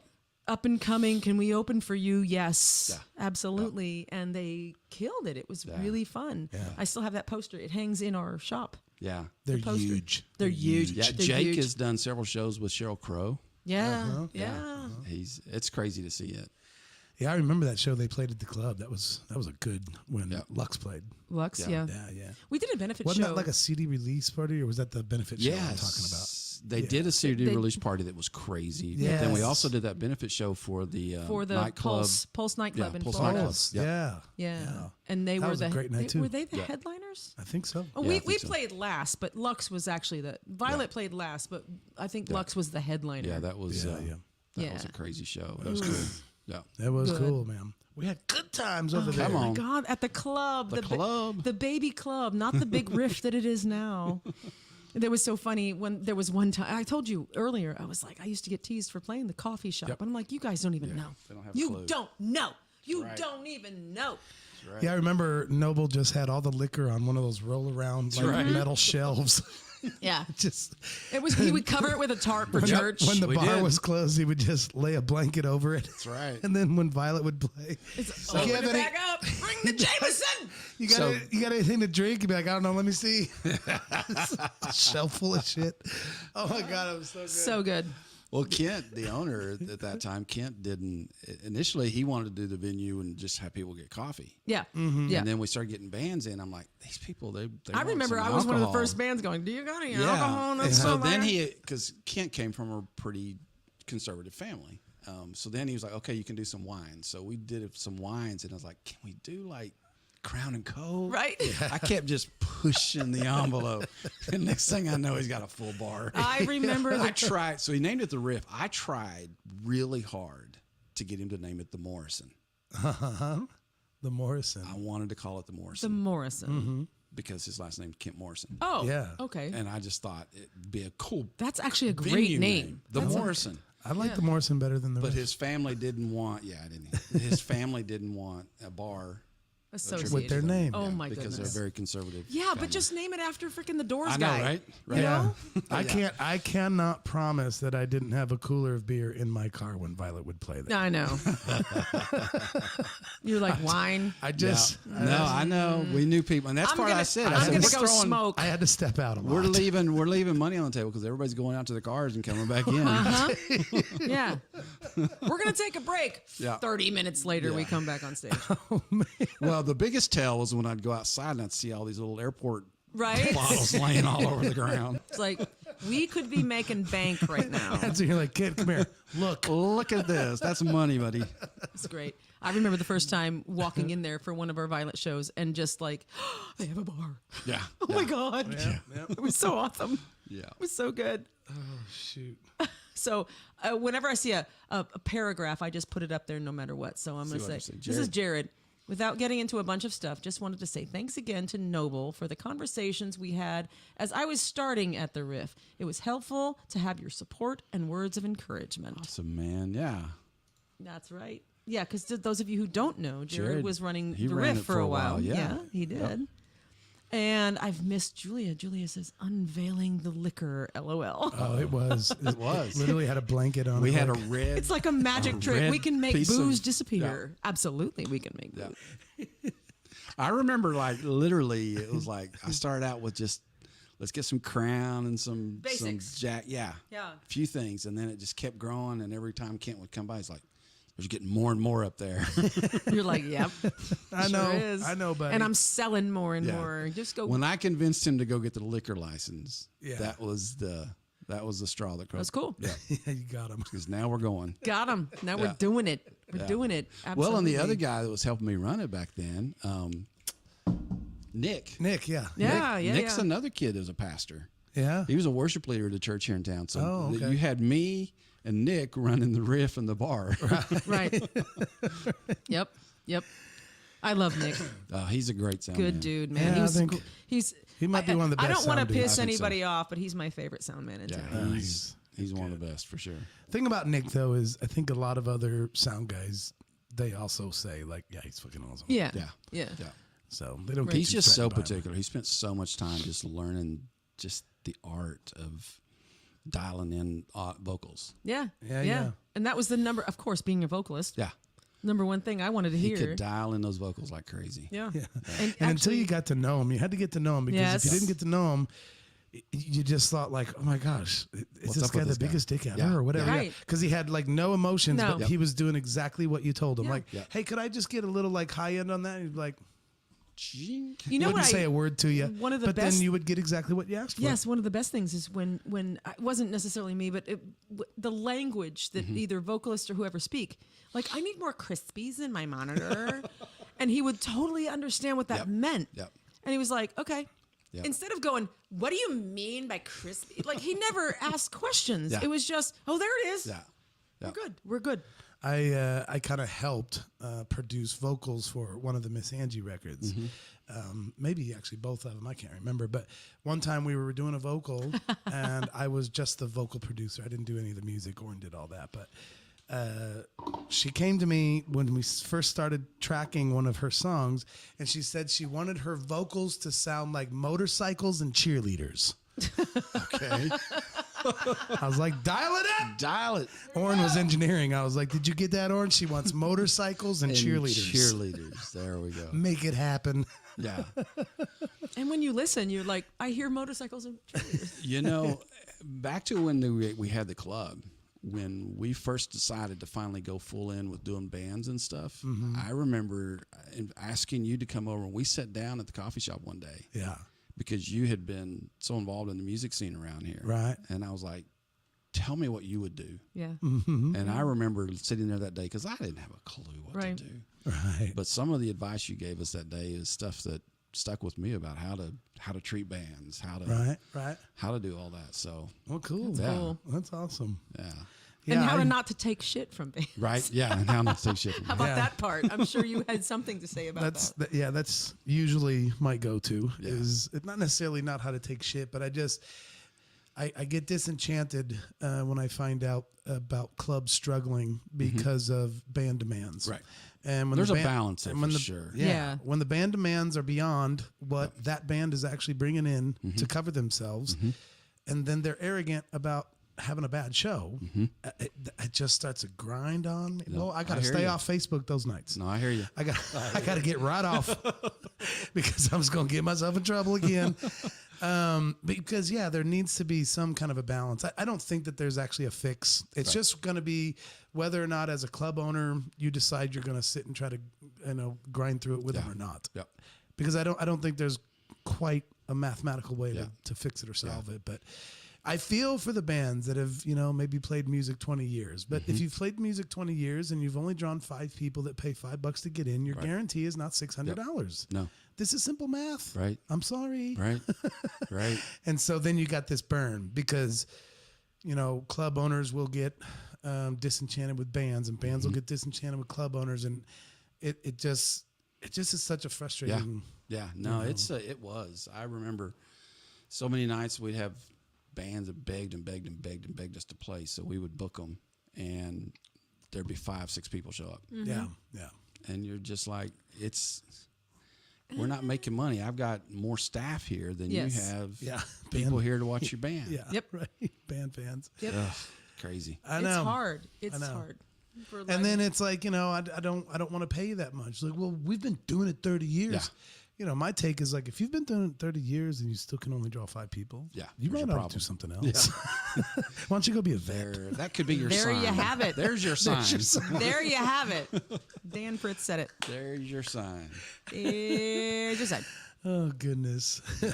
So, well, no, that's cool though. That's cool because I've never meant to like interrupt anybody's gig, but I mean, I've had conversations with people like Monty Lortz and Tom Hembry and I have had conversations and well, Tom tried. He ran the riff for he a short ran time. the riff for a little while too. Right before And Jared. he has the same sentiment. Yep. Yeah. No, And yeah. So we've all kind of had roundtable discussions on like what can we do, man? Whatever. So Yeah. That's a tough world. I mean, a music venue like that. I mean, if you're a bar and you're only open when you're doing music, it's tough to make it. Yeah.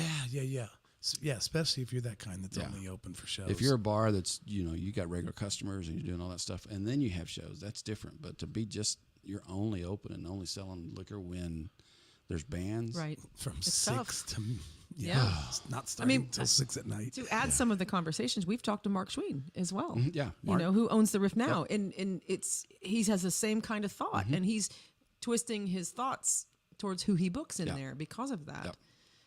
Obviously, we're in this to make money. Yeah. Everybody's in it to make some money. All of us. And the bands are in there to make money. They want to make some money and do their dream and have fun. And it's sometimes there's not and then you got that much money to go around. And then you got those water drinking bands. Yes. Oh those my God. Those are the worst. You guys are boring. Well, I'm just saying they bring a crowd of 150 people Water and you sell. drinkers. Oh, I see what you're saying. You sell And their crowd 85 just drinks waters water. and 3 Cokes. Yeah. I'll take a water. Does anyone want some liquor? Yeah. Anyone? Anyway. We had a couple guys that were pretty good musicians, but they were worship guys at churches. Mm-hmm. But they had their side gigs and had their bands. Well, they would put on a show, and all they would draw was their church people, and they wouldn't drink. Hey, you're defeating We our purpose need debauchery to make money. here. Yeah. We need to charge you $50 a head to get in here to make up for this. Yeah. Yeah. Jared's back. Hi, Jared. He says, it's mind-blowing how many seasoned musicians don't get the scene from the venue's perspective. 100%. Yeah. And since you've run it, we've had this talk with Jared as well. Yeah. Since he ran it for a while, he's like, oh, I see what you guys were saying. Yeah. Yeah. Yeah, he's like, I know why you think that dude's an asshole. Yeah. Whoever that is. Whoever that is. Whoever you're talking about. Whatever. We get Doesn't it. matter. Unnamed. Unnamed. Yeah. Whoever that guy is. Yeah. Girl, guy. It doesn't matter. We won't specify. Male, female. So nowadays, you have gotten into this business consulting, coaching. I don't know, what's the gig? Yeah, so I help small businesses that, just about every business. So here's the deal. There's a book called E-Myth. I don't know if you've ever heard of it or read it. E-Myth is E-Myth? E-Myth. I've heard it, but It's I haven't probably read it. 30 years old. And the author says that the problem with a lot of small businesses is that there are people that were great technicians. So they were great computer programmers, great cabinet makers, great whatever. Yeah. And they decide to go start a business on their own because they're tired of working for the man. Sure. Right? Well, the problem is they're great technicians, but they don't have a clue about how to run a business. Yes. Right. And that's the reason they say that about 60% of small businesses close within 5 years. Mm-hmm. Because somebody jumps out and tries to start a business. So what I do is I come in and I help business owners create the systems that they need. So we do assessments, we do things to identify the holes they have, the challenges they have. There's a difference between coaching and consulting. Consultants usually are very knowledgeable about a particular industry. And so you might bring if you owned a bar, you might bring a consultant in like Jake Tapper. John Taffer. John Tapper. Yeah. You might bring him in because he knows how to run bars. Yes. And he's going to tell you how to run your bar. Specifically that right? niche. Coach comes in and says, you have a bar because you have a passion and a drive. I'm going to pull that out of you and combine it with the systems you need and help you create your dream. Right. And so that's where coaching comes in. Nice. And so, so I work with a company called the Garage Door Guy. I'll throw out some names. Go ahead. Yeah, They'll love it. Say it again. They'll love it. Garage Door Guy. Okay. Here in Springfield, I work with a couple auto repair shops, Advanced Auto out in Stratford and J&S Auto here in town. I work with an attorney. I work with a commercial janitorial company, a carpet company, a mold and water company that does mold and water restoration. Oh. I work with a couple realtors. I did some work with Hearts Donuts for a while. I just went to work with, today I just signed a contract with Springfield Bookkeeping and Accounting. They're a CPA firm here in town. So yeah. Nice. So just it's a lot of fun.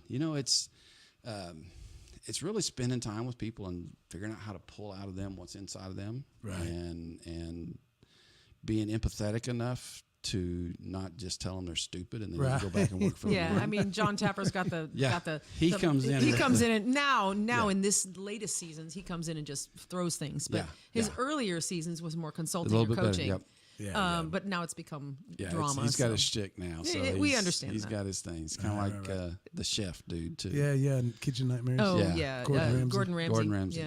Yeah. So it's nothing like that. It's literally coming in, building a relationship, doing assessments, figuring out what challenges you have and how we can create strategies to overcome them. It's funny you say that because one of the things that we've talked to some people who've done a trade or, like you said, a technician for a long time. This one guy that we actually know, he's like, I can do this all day long, but I have no idea about the business side of it. And we're like, oh my God, you're right, which we understand, It being musicians and him starting a cabinet shop out of nowhere. Right. You just decided, here we go. I was just creative. So you were super creative, but then the business side of it was like, what the? Yeah. Yep. And there's we a lot actually to had a it. conference with you. We did do a little conference. Zoom conference. What 2020? When it was COVID? back in the middle of COVID. You guys were trying to create where you were headed next. Try to do something different and some of your thoughts and you did that gratis for us. So thank you. No, we appreciate that. I appreciate it. But it did. We had some thoughts and ideas from that little meeting we had, and it helped us in our cabinet shop. It's I have two coaches myself, so I believe in the coaching philosophy. So I've got two coaches, and the newest coach I got has really helped me. So I think when it comes to business, there's the artistry and the architecture. Sure. Mm-hmm. Yeah. The artistry is it's the creativeness, but it's also the soft skills. It's leadership. It's all those pieces of the puzzle. The architecture are the systems. It's making sure that you've got your accounts set up right, your books set up right, and you're paying your dadgum taxes like you're supposed to. And you don't know. I've got clients that are in the hold of the IRS for ever. Because forever. They didn't pay their taxes right, So making sure you get both of those pieces together. And that's the thing now. So the new coach I've got has really brought some tools that come to the side of the architecture. And like today, I sit down with a client and we went through 4 or 5 categories, and we figured he's $1 million company. In about 45 minutes, I identified $300,000 of additional revenue if he just tweaked a few little things. Wow. Mm-hmm. And that $300,000 would increase his profit line by I think it was 110% his profit. Huh. And the cool thing is then I can take that and say, look, if we tweak these things, here's how much it's going to help you. And then if we follow that and it works out, I think it was a 1,200% return on my fees. Wow. Oh, right. So the investment of my fees is going to return for him 1,200%. Jeez. So it's fun. Yeah. That's the piece that I love. The garage door guy's an example. I started working with him 3 years ago. The company was like $400,000 then. Derek, the owner, when I started working with him, he hadn't taken a day off in 3 years. Yeah. Right. We can relate. And I'm like, look, first thing you got to do is take care of yourself. Yeah. And so I talked to him about just take a half a Friday off once a month. Right. So I just began to push him to find a good work-life balance. I've been with him 3 years now. This last year, they ended up close to 1.2, I think. Mm-hmm.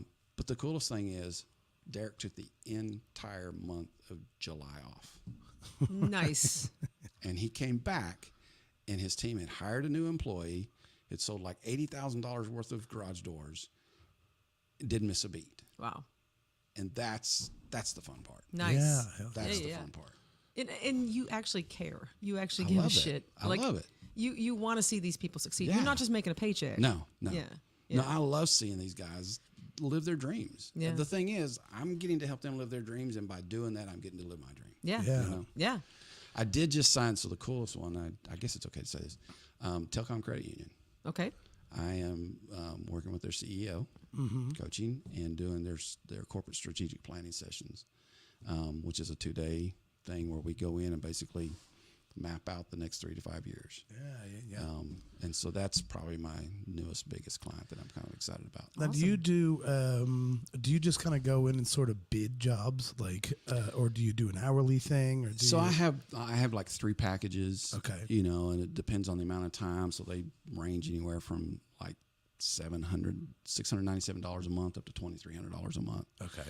And that depends on the amount of time I'm going to spend with somebody.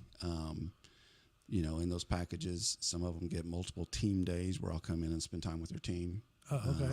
And do some team training and stuff like that. So cool. It varies. So it's pretty thorough. Yeah. Yeah. It's not that BS stuff where someone walks in and like, and they give you all their things in 2 hours and be like, that'll be $1,200. Yeah. Synergy. No. Synergy. Yeah, one of those Synergy. companies. I got suckered into one of them one time. Oh, yeah. It cost me $10,000 in 3 days. I was like, how did you do that? Yeah. What'd you do? Well, it worked for him. Well, here's a it worked for him. spreadsheet. Yep. Here's a spreadsheet that we're going to leave you with. Yeah. Oh my God. So do you find that these people keep you on as on, or is there a time that the business is like, hey, we're good? No. So most of them have, like, garage door guy, I've been with him 3.5 years. You know, I've got a couple others I've been with 2 years, 3 years. So you know, a lot of them end up being longer. Some of them get to a point that they decide, hey, we're going to take a break. The new client I got today, I got because 2 of my clients, they had kind of like a group of business leaders that get together for drinks every week. And 2 of my clients are in that group, and they convinced this other guy that they're the reason for their success was partially because of our coaching. Nice. And so this guy was like, all right, if they're going to talk about you that much, let's do it. So is it just you, or do you have employees? It's just me right now. Right. But Which is I cool. am, I'm hoping by the end of the year, there's 2 people that I'm looking at possibly bringing on as associate coaches. Cool. So, And they're already coaching at this no, point? one of them is doing some coaching. One of them is a business owner that I think has, he's done well enough in his business that he could help some other businesses. So I'm going to bring him on to help out. Awesome. Very cool. So it's a lot of fun. Yeah. And what is the name of your consulting business? Really creative. Noble Business Strategies. Which you use your first name because noble is a great word for that. I fought that. Yeah? I had 2 creative teams that were helping me come up with a name when I worked for a company out of Canada for a couple years. And then right as COVID happened, they decided to pull back and work on the Canadian market only. So literally March of 2020, they call me and say, hey, you're on your own. We're doing it. Oh, geez. Okay. I'm like, oh. Yeah. So, I rolled through there trying to figure out what to call myself. And I had 2 different creative groups. And they kept saying, you've got to use your name. And I'm like, it's just weird. Yeah. Weird. Yeah. But it's better than Bowman. Right? Bowman Business Noble Strategy. is great because it's noble. Yeah. So, Well, yeah. No, so we ended up with Noble Business Strategy. to an outsider, I don't think they would think that that's your name at all. Yeah. Right. Yeah. It's just noble. It's noble. It's weird though when I go to like a networking thing. Hi, I'm Noble with Noble Business Strategy. Yeah. Noble with noble. Noble with noble. Noble with noble. I'm noble with noble. Noble with noble. Yeah. Noble. Say that 5 times. That's fast. when people are like, your name's really noble. Right. You're like, yes, it is. There's a history and everything. So when I go to Starbucks or I go Yeah. to any place and they say, what's your name? I always use my middle name. Because I say Noble, they're like, what? And like, Noble. Oh, is that Nobel? No, it's Noble. Okay. So now, literally most of the time when I go to Starbucks or anywhere, what's your name? Lee. Lee. I'm just going to use Lee. Sorry. The challenge is when I go to Starbucks now, that you can do mobile ordering. Oh, yeah. Right? So I'm sitting there and go, Mobile Lee? Oh, my God. Mobile Lee? Mobily. Hey, Mobley. A mobile order for Lee. And I'm like, ugh. Oh, that's when you've got to do Noble. Yeah. Mobile Noble. Mobile Noble. Mobile Noble. 100%. You have to do that. You have to do Mobile Noble. You got a mobile for Noble. Got a mobile for Yeah, Noble. the girl at the coffee shop at Barnes and Noble just picks it up and goes, Oh my God, no. No. Not going to do this. No. It would be funny is to go there and say one guy's Barnes and the other guy's Barnes Noble. is Noble. Barnes and Noble. Barnes, Noble, your coffees are better. I like Mobile Noble. Mobile Noble. Mobile Noble. Oh, God, that's great. I love it. Does anyone need a pee break? I'm fine, but I did just hit the little button on my chair. Now Now you're all going squatty up there? Hey. What's never mind. I was going to say, never mind. We can do it's fine. We can do a break. Or I can. I just need just- to. you just do a little I'm just break. going to put it on camera Yeah. 3 and let you guys chit Or chat. just do the picture. Or just do the do the picture picture and and you play got some you music. got a Might do a music to smoke play? break No, just gonna put it up. So I'm gonna. What you say. Be careful. The mics will stay hot. Mics are still hot. The mics will stay hot. Oh, I don't need We'll that up be there. right back. That's right. Exactly what I'm doing. We'll be right back. There's no music this time. Last week we played. Hell yeah, some more shots going on. And we will be right back. Take a little potty break. You guys take a potty break yourself or whatever. I'm also going to put, I'll put this up here. I'll just put that up there and we'll put that up there later. All right. And we will be right back.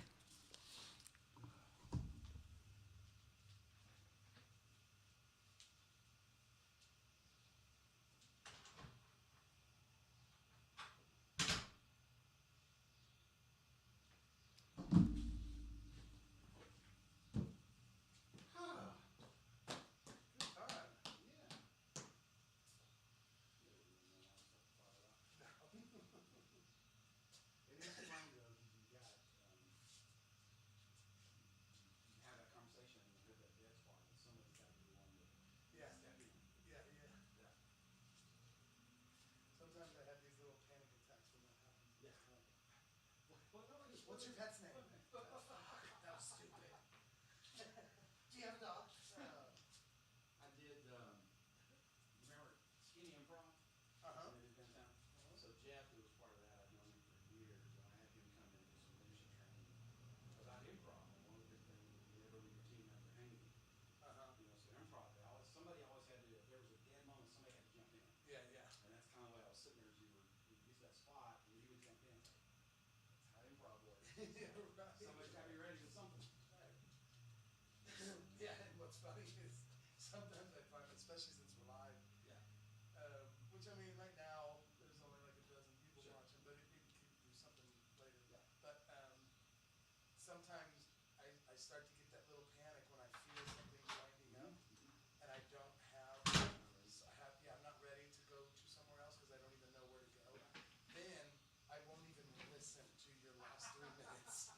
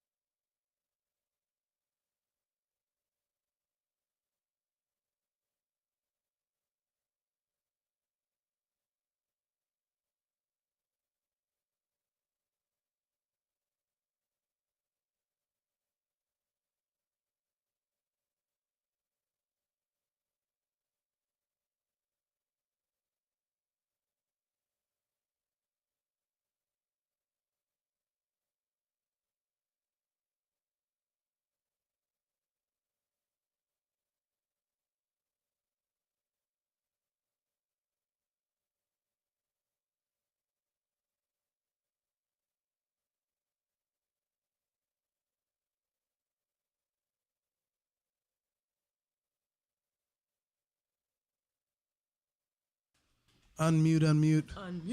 Hey, we're back. We're back, everyone. We said we weren't. Come back. Unmute. Come and join us in the sunlight. Come on.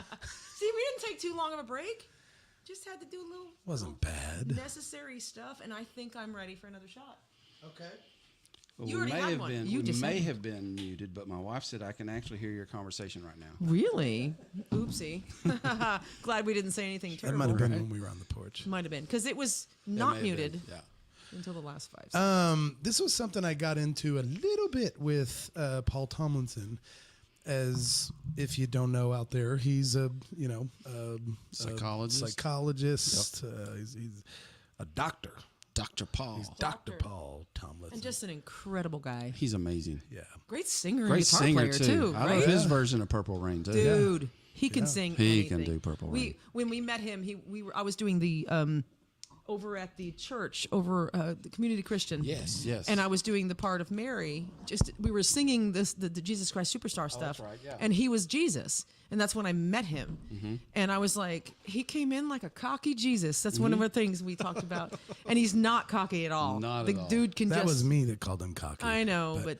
No, I was just trying to make I'm, it quick. I'm kind of doing some cooking over at Marty's Sports Bar, so I'm usually there cooking when Tara is doing the karaoke. Yeah. And so I'm never really out on the floor because a lot of times I'm actually, busy. And all of a sudden I can hear the people singing on karaoke, and this dude gets up and starts singing that Elton John, that the sun going down on me. And I'm just like, I'm right in the middle of shit, and I'm just stopped. Spatulas are on the griddle. I'm like, who in the hell? Like that, and I'm listening. Like he's got to fuck up, and it just And he doesn't. It's more and more perfect and more perfect. I'm like, man, I kind of recognize it, but I've never heard Paul sing that song. Right. Yep. And I'm like, all right, I got to check. So I walked out of the kitchen, and Paul was on Frickin' stage Paul. doing Elton John. Yeah. I was freaking out. It Yeah. was so good. He's good. And the place went apeshit. Yeah. Yeah. Yeah. Well, I bet. That's what's fun about Tara's karaoke is because she just runs it a little different. Like instead of it just being a night of party, some karaoke places like you got to do a party song, you got to do an upbeat, you got to keep the wheel rolling. She's a little more like let someone shine, let someone do it. Do what you do. Yeah. And it might not even be a great singer, but you can feel that they're Now, what nights do you do karaoke? Friday and Saturday. Friday and Saturday. Did you hear that? Friday and Saturday karaoke at Marty's. 8 to late. 8 to Marty's late. Sports Bar. 8 to And I go late as my bartender will let me. Yeah. And so, but one thing I kind of was chatting with Paul about because he's got such a history, been doing it since, he's our age, ish. And so, He might be the same age as Noble. He might right. be. I think we are. and close. so, and in lieu of us kind of talking a lot about, your marriage and relationships and specifically, how they can be a challenge, but here's how you can succeed. And having so much actual experience at that, being with the same woman all this time and all these things, what's just your gut about where we're at now? What if Noble was 19 again, trying to find a wife? In 2022? Dude. Yeah, in 2022. Like, You it's wild just how different. It is crazy. I think for all the good stuff that social media has brought to us, I think it has fucked us up. Yes. Oh, so bad. I would agree with that. So bad. It's Sorry bad. for those that are disappointed that I used that word. I think it has messed us up so bad. And the expectations are just so different. I mean, I got 3 children that are not children anymore. They're 20 and 21 and 18. Twins are 18. And just as I talk to them about their dating relationships, it's a different world. Yeah. It's a different world. Like almost unrecognizable. Yeah. Yeah. I guess it just, you guys are real people. I've been around you enough. I know you just get real. But you think about when I was younger, if you were going to see porn, you had to find a magazine somewhere. In the woods. Yes. Oh, I would search the woods. You have great stories about But that. that has, I was talking to my boys, and it's just like, that's changed everything about expectations. Yeah. Right? Yeah. And when I, when I was still in that pastor role and I would talk to people, if it wasn't happening like they saw in that video the other night, then there's something wrong in my marriage. Yep. Yeah. Yep. Right. Well, I'm just telling you, that's fake as shit. Yeah. Right. It took them 50 hours to film those 15 minutes. That's right. And it's fake as shit. And just like you see Iron Man flying through the air in this suit he built. Yeah. It's that fake. And you should see the fake. outtakes. Yeah. And you should see the outtakes. There are They're places not pretty. to find So that. when It's you hilarious. I do this thing when I talk to couples. I do it with business owners too. Any relationship starts with this space called infatuation, right? Mm-hmm.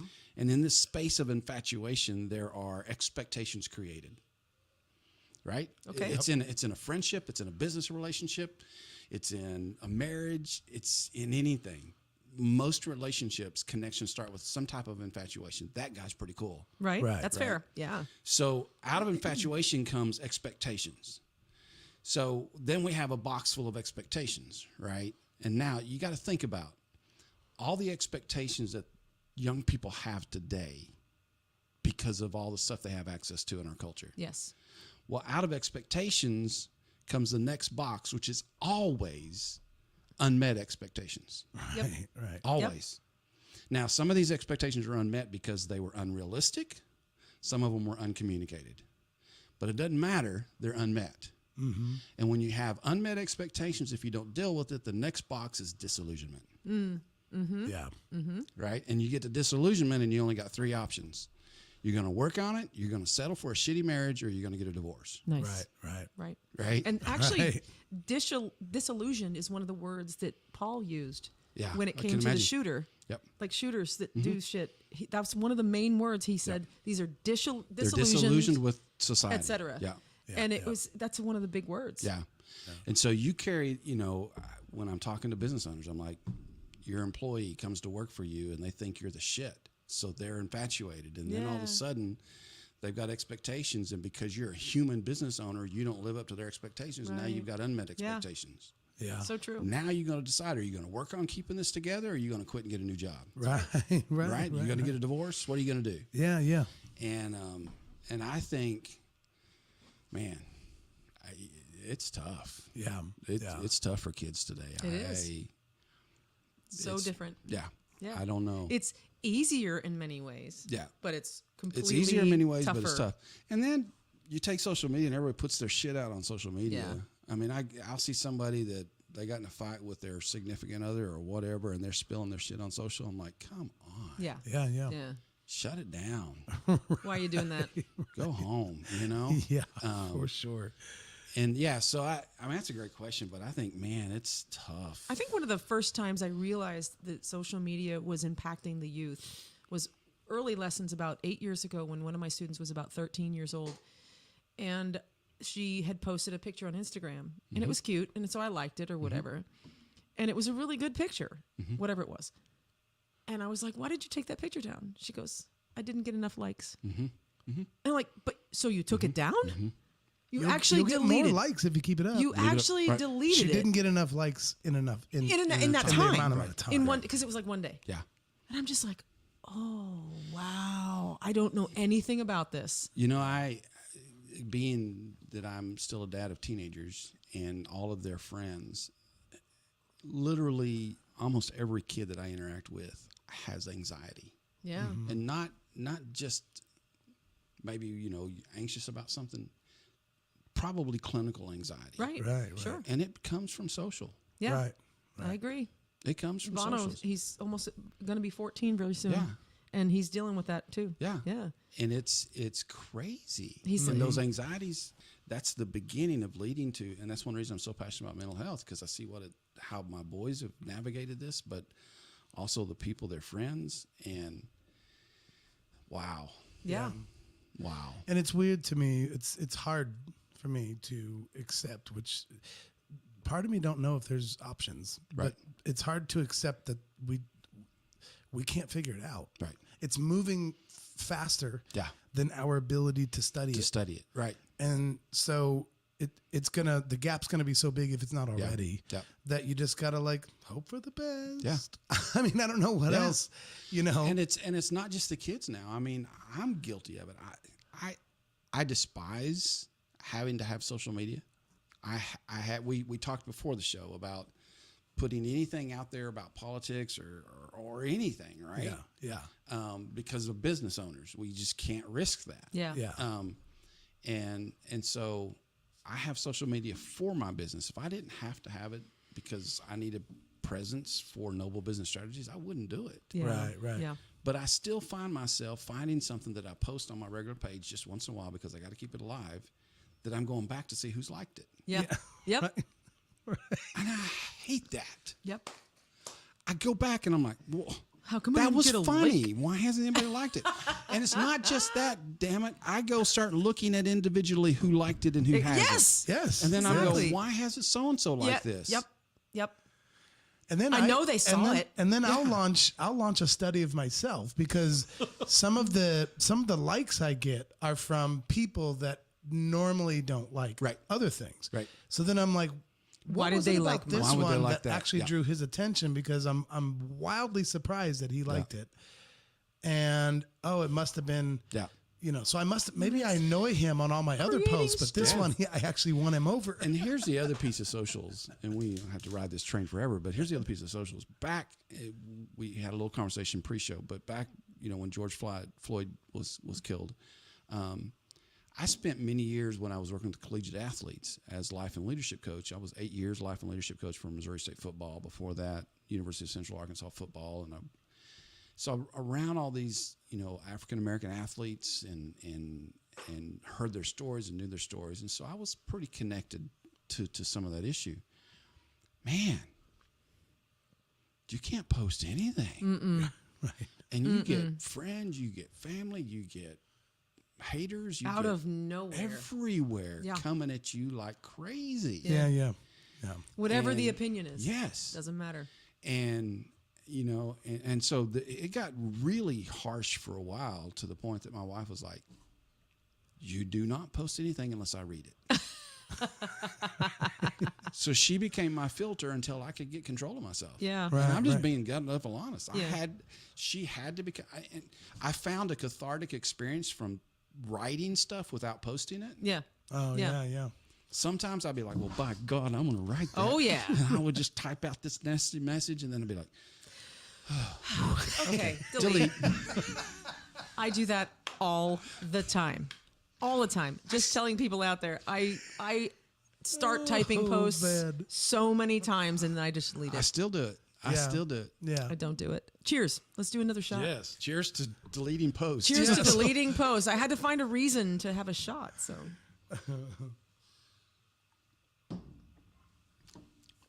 What I think is kind of fun about those is he doesn't even take a chaser. No. well, I think it's actually just been so common now for 10 years. And just getting more and more and more and more common, that it's almost like there's this unspoken understanding, like, and I'm more specifically referring to like drunk posting. Okay. Like, not necessarily like, political. You wake up in the morning and go, did I post that? Yes. And if you do delete it, Yeah. because you're like, oh shit, 7 a.m, you delete it.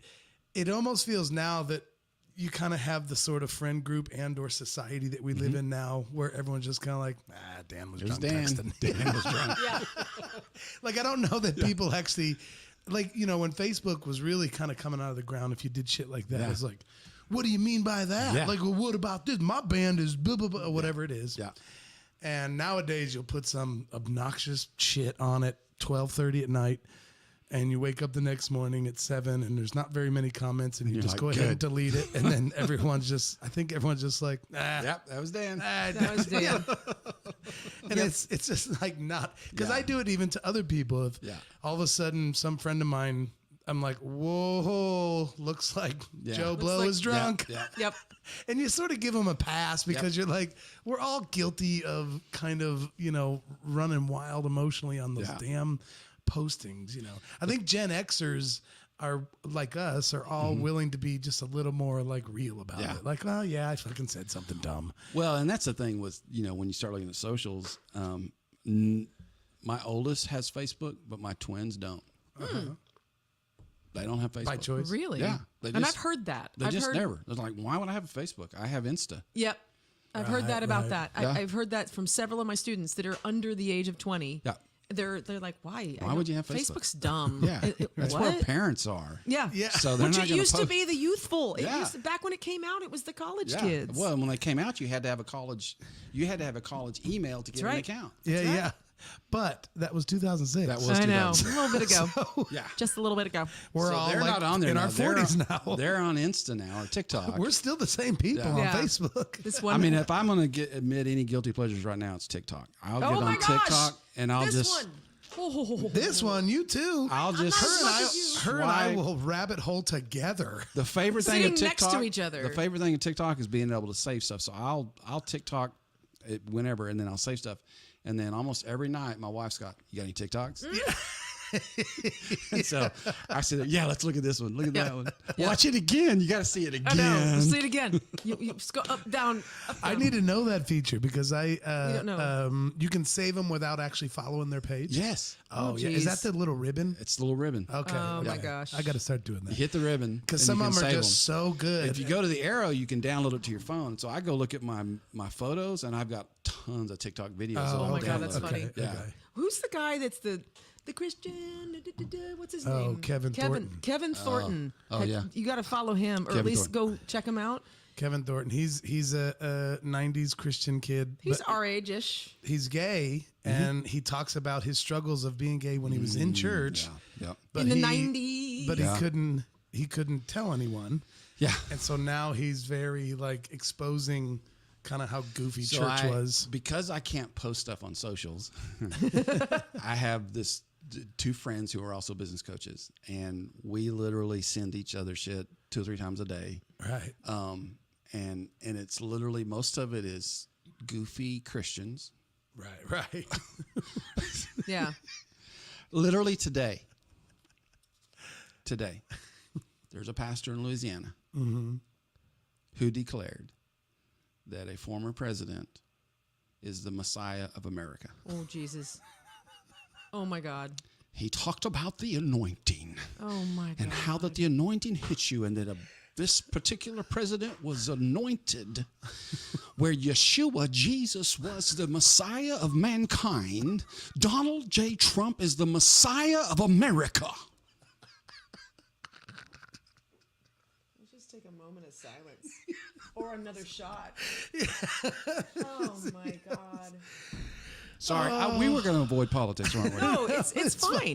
No, this is good. I hear my dog barking. I forgot. I let her. I really did. I let her out. Oh, and I you put her forgot to let outside? back in. Oh yeah, that Messiah. So you and I grew up in the church world stuff. And, Right. Did you ever see the old Be Christian movie called A Distant Thunder? It was about the rapture and. no, I saw one about the rapture that was I don't think it was called Distant Thunder. What was it? That had the Larry Norman song in it. Yes, that was it. Distant Thunder. Well, the second follow-up to it was called, there was Distant Thunder, then there was A Thief in the Night. Thief of the Night. That- Yes, Yep. yes. Yeah. And so, I always thought growing up, there was this Antichrist thing that was going to come. We can get deep into the weeds here, but Right. for somebody that's in the church today to be calling Donald J. Trump the Messiah, I know. baby Jesus. I think the reason why we all love because this Kevin Thornton, he's awesome because his shtick has been that he'll sing, he'll talk in a melody. So it's not necessarily a song. He'll just be like, back in the 90s when He I was also going to my fundamentalist Christian church. He uses a fun little filter. and he has this little What's his name now? Kevin I'm Thornton. I'm gonna find him. I'm gonna search him. and he's got this harmony that's on his voice, and then he would tell stories about what would happen in church. And you'll rabbit hole his ass for Oh my gosh, there he's it great. is. for Okay. fucking 3 hours. And you will be like, Okay. yup. Yeah. because he was totally he's our age. I've seen him. I Yeah. haven't followed him, but now He's I just did. also a musician, a theater actor. Like he's got Yeah, a career. yeah. And he's on the road now as a stand-up comedian now Yep. because of his Wow. TikToks. Yep. Wow. But it's all the fundamental Christian church stuff. And what I was getting ready to say about the Donald J. Trump thing, I think the people our age that kind of grew up in that 90s, 80s, 90s church thing, there's this weird, like, it doesn't shock me at all that guy said that. Right. Like, I've seen shit like that. Oh, yeah. Back in 89 and 90. Yeah. And so when you see it now, it's like entertainment to me now. Yeah. I'm amazed that people will actually keep their ass in the pews and keep listening to this guy. I saw a pastor. I don't know where he was from. I say the TikTok, but it was a pastor. And the church, it looked like they scanned the crowd. It looked like there was probably 2,000 people there. Right. And he was saying... Oh, boy. I already know it's going to be He good. was saying that everybody here, I don't care who you are, you can take your tithe money if you need to, but every family here needs an AR-15 and at least one 9mm per family member. And you need to begin to getting in groups and figuring out how to...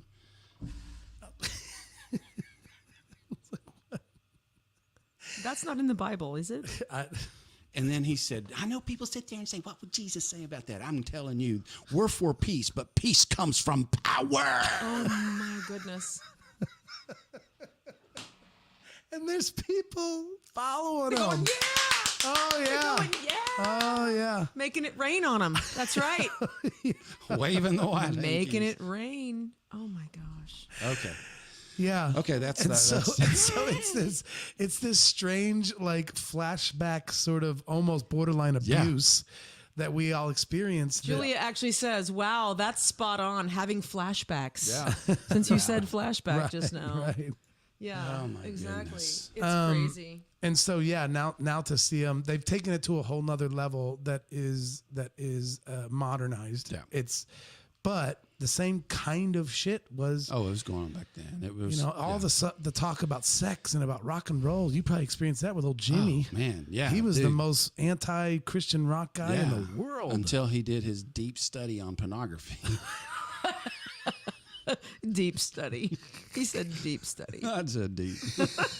We had a guy that used to come to Johnny Q public shows all the time that told us he's hanging out in strip clubs all the time now. Yeah. And the reason why is because the Lord called him to bring the message of God to those girls. Oh, Yeah. okay. They need to. That's why he does that. And that's what Jesus did. And that's why I'm in the strip clubs.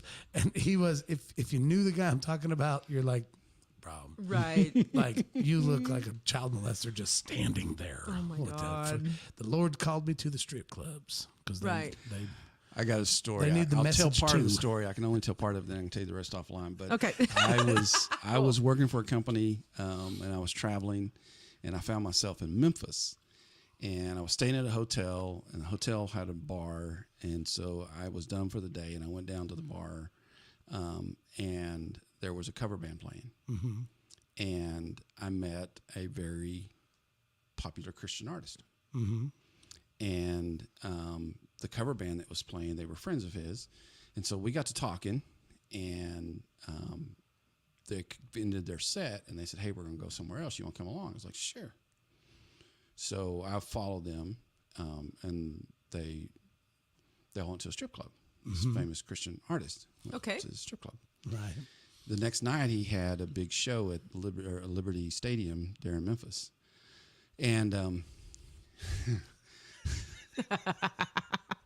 You're trying to decide how much to tell live. his friends end up becoming amazing big. The friends that we saw that night that were playing the cover band ended up being amazingly big country artists.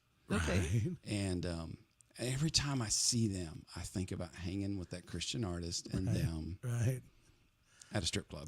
Nice. Yep. Yep, baby. No, Sorry, baby. I don't know if you even know that whole story. Oh, shit. No, I love it. I love it. Yeah. I'm going to make a note right here. Tell Ask Noble about the rest of the story. And now the rest of the story. Hello, Americans. This is Paul Harvey. Oh, I love Paul Stand by Harvey. for news. With his crazy eyebrows. Good day. Good day.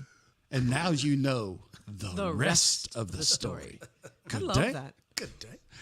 And he always had a way of talking. I grew up, my grandparents, we'd go spend the summer at my grandparents' house, and they had farm. They grew chickens for Tyson's, and they had cattle, and all that. And so we would go work out in the garden or in the chicken houses and come in, and Grandma would always have dinner ready, and we'd come in just at the right time for Grandpa to reach up and turn the radio on. Hello, Americans. It's Paul Harvey. Stand by for news. I love it. Yes. That's stuff that I'm so sad that some of these young people don't get to. I go back and listen to him once in a while. I Yeah. searched him up on YouTube or something. YouTube the other day just to listen to Paul Harvey. Yeah. I just wanted to hear that So soothing Paul Harvey voice. Yeah, for sure. Yeah. Good day. Him and well, for us, it's him and Casey Kasem. Oh my Casey gosh. Kasem. Yes. And American Now Bandstand. time for a long distance dedication. This is the worst Casey Kasem impression ever. Now this is from Delise in Newark, New Jersey. She writes. She writes. Dear Casey. Oh my gosh, it was so good. I listened to that countdown religiously. and Howard Cosell. I think our people are Howard Cosell, Casey Kasem, And Paul Harvey. Yeah. for sure. This is Howard Cosell. I'm here with Cassius Clay. It's Muhammad Ali.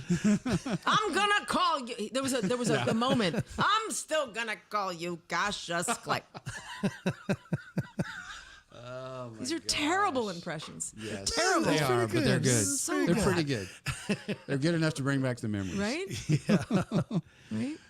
Some of them I have to actually hear to do better. But you know, you get me and Paul together, Paul Tomlinson. We have an accent off. Yeah, You know, get rolling. when I was young, of course, we were, growing up in the church home, we didn't have TV for the longest. My parents were those people that didn't have TVs. And I'd go to friends' house and we would watch American Bandstand and Soul Train. Soul Train. Yeah, man. Hell yeah. Man, That was cool. Oh yeah, and I remember as a young teenager, I'd see some of them sexy women on Soul gosh. Train, and even American Bandstand, and that was my Yeah. early introduction to Mine was the other one. What was the other one about gold?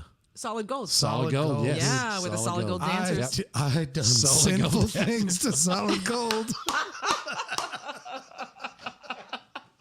Oh yes, Especially when VCRs finally had a pause button. Oh my God. with the long cable With the that ran cable. back over there. It just clicked on play or clicked on pause. You did That is sinful things. to hilarious. Solid Things Gold. to With Solid them gold Gold. lame pants. Oh, Oh my gosh, yeah. for sure. At one point in my life, I aspired to be a solid gold dancer. And then that didn't happen. That didn't happen. No.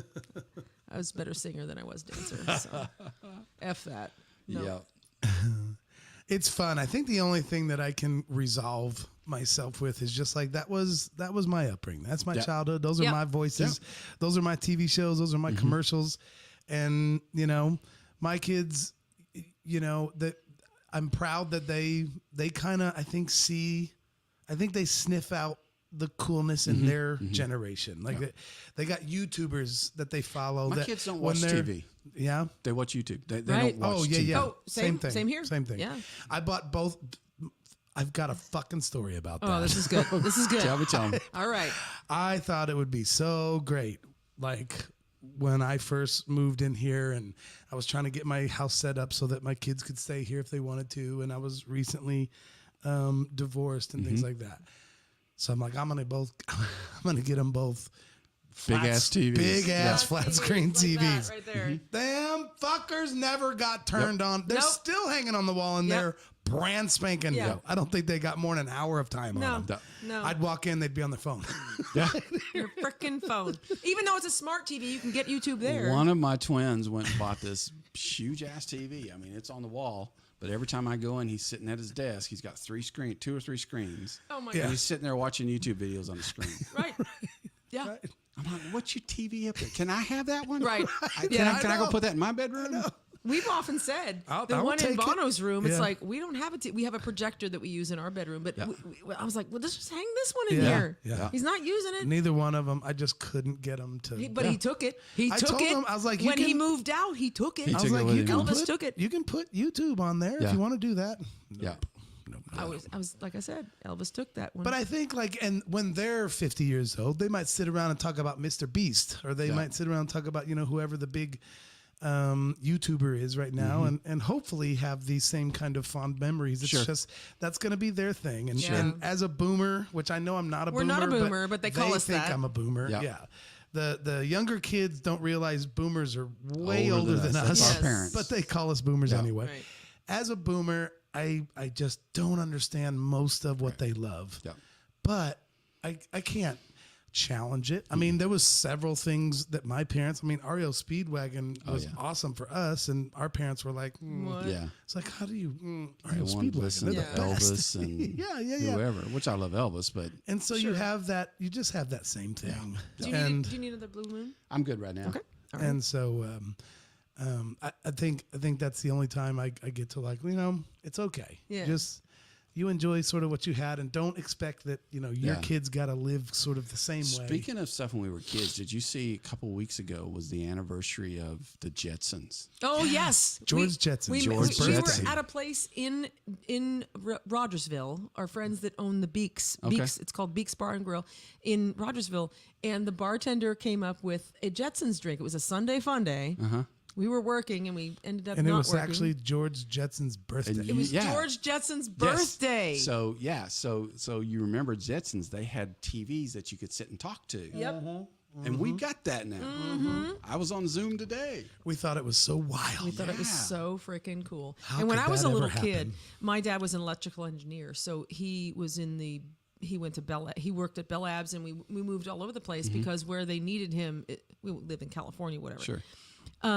But he told me when I was in California at 9 years old, he was like, "We're going to be able to have that Jetson stuff someday." And I was just like, "Whatever, Dad. Right. You're whatever." Yeah. No, but he was like on the ground floor, and I'm not saying he created it. Sure. But he was one of the group Yep. within that group that was like talking about fiber optics and how it's going to change the world and all this stuff. The internet. He was Yep. in the beginning of the internet. Are you freaking kidding me? The Yeah. internet. Yeah. I remember getting my first modem. Yes. Oh, yeah. Yes. I saw, speaking of TikTok, I saw TikTok the other day, and it was showing some kids that were looking at the very first White House website. The Clintons were in office. The 93? very first White House website, and they were like, "What is this thing? It almost looks like an encyclopedia in a TV." It is downloading one line at a Yeah. time. Oh my gosh. Yep. Talk about trying to watch porn when the internet first came out. no. Oh my gosh. Dude, you'd rub that thing raw before you even got to the boobs. It was awful.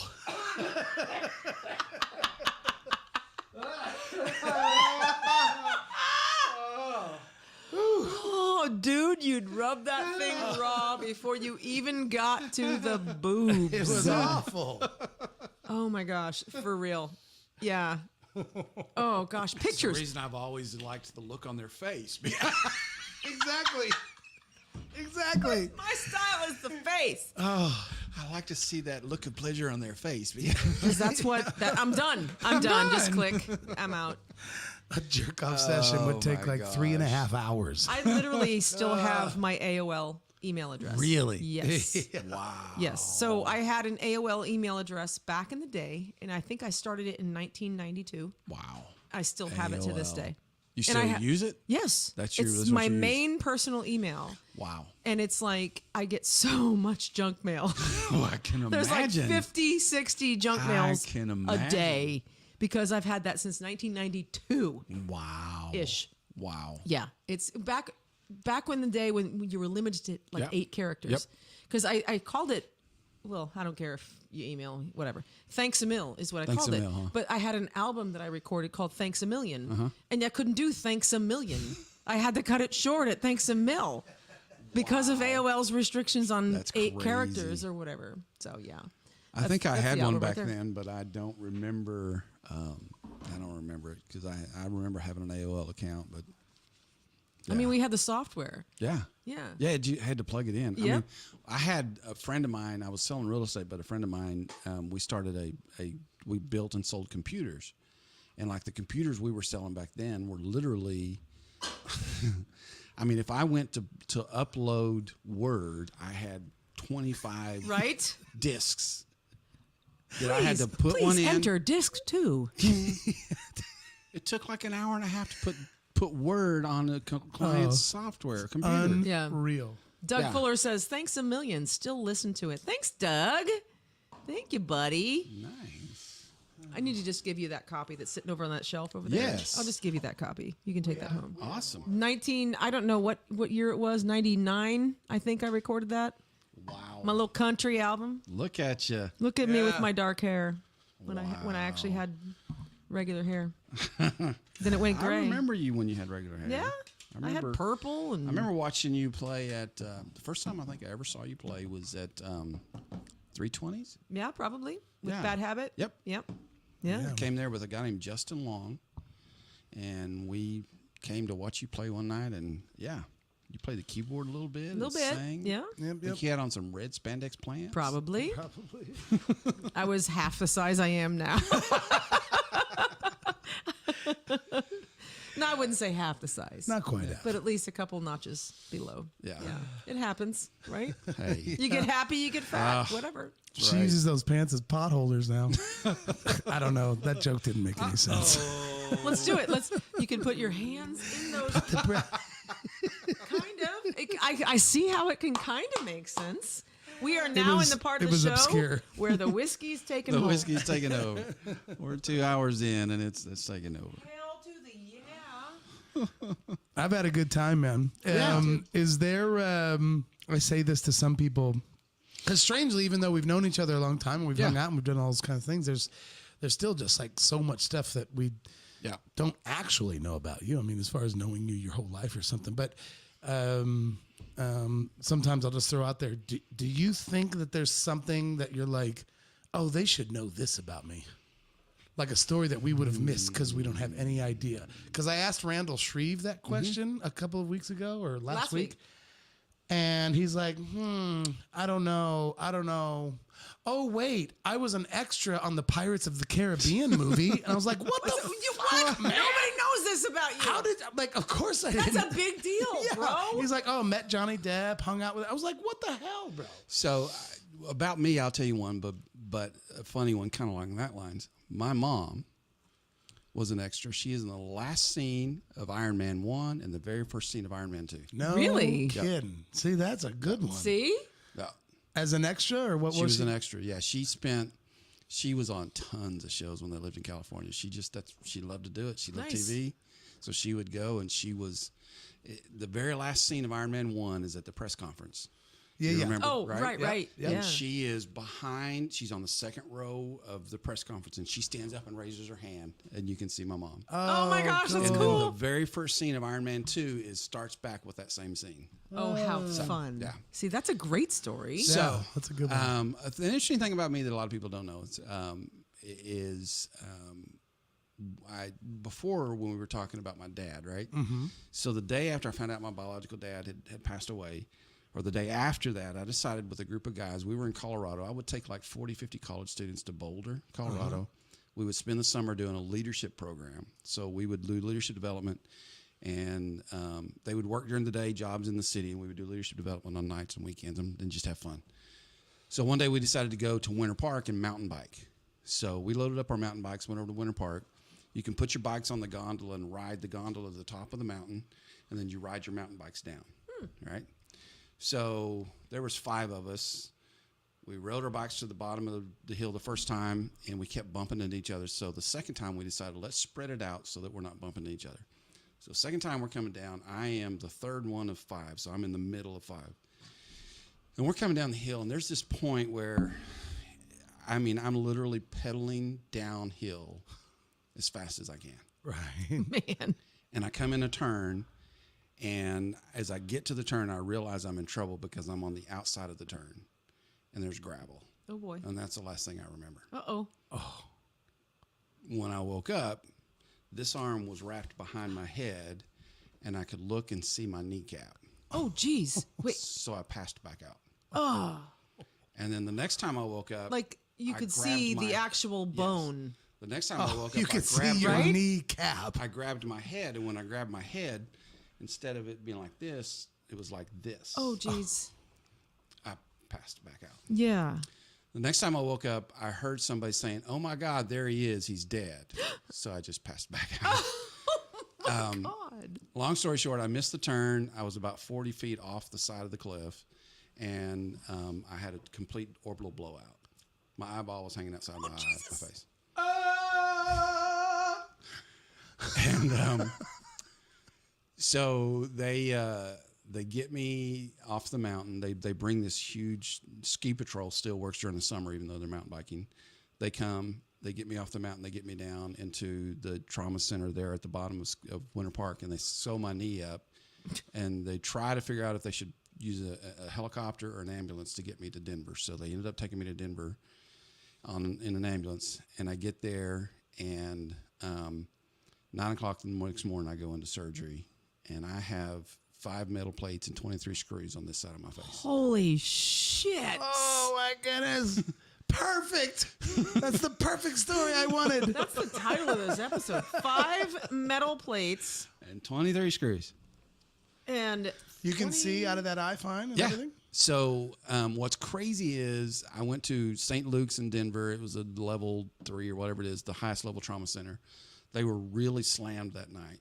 They had to call in a new an off-duty plastic surgeon to do mine, and he was young, and he knew some of the latest procedures. And he literally, like, he cut here, and then inside of my mouth, and then up across the top of my eye, because I got plates all up in here, and then on his cheekbone. And he rebuilt my face. He freaking did good. I can't even see anything. I would anything. have never known it. I would have never known I'm that. 2 feet from you. I can't see. It's the craziest thing. Anything. Yeah. So I was in the hospital for 2 weeks in Denver. Got out, came home, and I had about 3 weeks of vertigo. And they kept testing me for brain damage. Sure. Like they kept doing scans to see if I had brain damage. And finally I went to this, I think it was like the 3rd or something neurologist that I went to. And he said, I think I know what's wrong. I think you've got a rock loose. I was like, excuse me? Pardon me? He said, yeah, in your inner ear, there are these little rocks that rest on these fibers of your inner ear. And if they're knocked loose and in the wrong part of your ear canal, it'll cause vertigo. Holy cow. And so he said, let me take your head. And he took my head and just rolled it a certain way, and the vertigo went away. Wow. He put the rock back where it was supposed to be. Shit. Your rock needed some roll. Yeah. And so I ended up healing over that. It's crazy. Oh wow, my gosh. That's Yeah. exactly what you wanted to hear. Did your friends tell you later, like, how long were you down there So before they found you? So they all got to the bottom of the hill, and the 2 guys that Were I behind was in you. the middle got to the bottom, and they're like, "Where's Noble?" So then they came back looking for me. They literally came walking back up the hill. Because you had gone like I was and off they over passed. the cliff. Yeah, 40 feet down. Oh. yeah. So I don't know how long I laid there. I really don't know. Oh my Yeah. God. Yeah. It was How's your knee? It's fine. It's fine. I mean, it was funny because so my mouth was wired shut. They did all that surgery, and then they had to wire my mouth shut for 12 weeks. Oh, geez. And it was funny. So I had this leadership, all these students here, and it was literally the last weekend of the leadership conference, the thing that I was supposed to be doing with the team. And I'm on crutches because of my knee. This arm is in a sling, and my mouth is wired shut, and I've got a patch on this eye. And I decided I'm still going to be the great leader and close it. So of I'm course. like, listen, I have to tell you guys, this has been an amazing summer. And after a few minutes, they were like, stop. But I was determined that I was going to be the guy. But I'm sure you could come up with some cool ass sermon. Like, the Lord wanted me to continue. Oh my gosh. Oh my God, that's so good. There's your story. That's a fantastic story. That's a show ender if I've ever heard a show ender. Ender right Oh there. my gosh. I want to say thanks. This has been, I've watched your show many times. I think I told you guys that I have it set that every Thursday my phone dings at 7 o'clock and says the Unsung Screamers are going live. Yeah. And so I watch a little bit of the show every week, and so the chance to be here and hang out with you guys. It's has been so a pleasure. good to hang out and not just that, to see you again. Yeah. It's so good to see you. Because just personally, we haven't seen you in a minute. It's been a while. Yeah. And one of the promises I made for you to be on this show is that I had to promise to be on your show. That's right. Yes. So when that gets up and off the I'm ground, hoping Speaking to of launch that in show- October to launch I'm still playing with the name. It may be Bizology or Strat Bizology. Okay. But talking about business and strategy with small business owners. So yeah. We will do that for sure. And I will absolutely, I'm game. Yes, I'm down. Looking forward to that. For anybody wondering, like, why the fuck would you be on the show? Well, you're a business owner. I've actually owned my own business since I was 19, and I'm 51. You've built some. I've seen some of the pictures. You built some amazing cabinets. And I think I told you I've generally failed most of my career, and that might be a good guest for you. Because here's what not to do.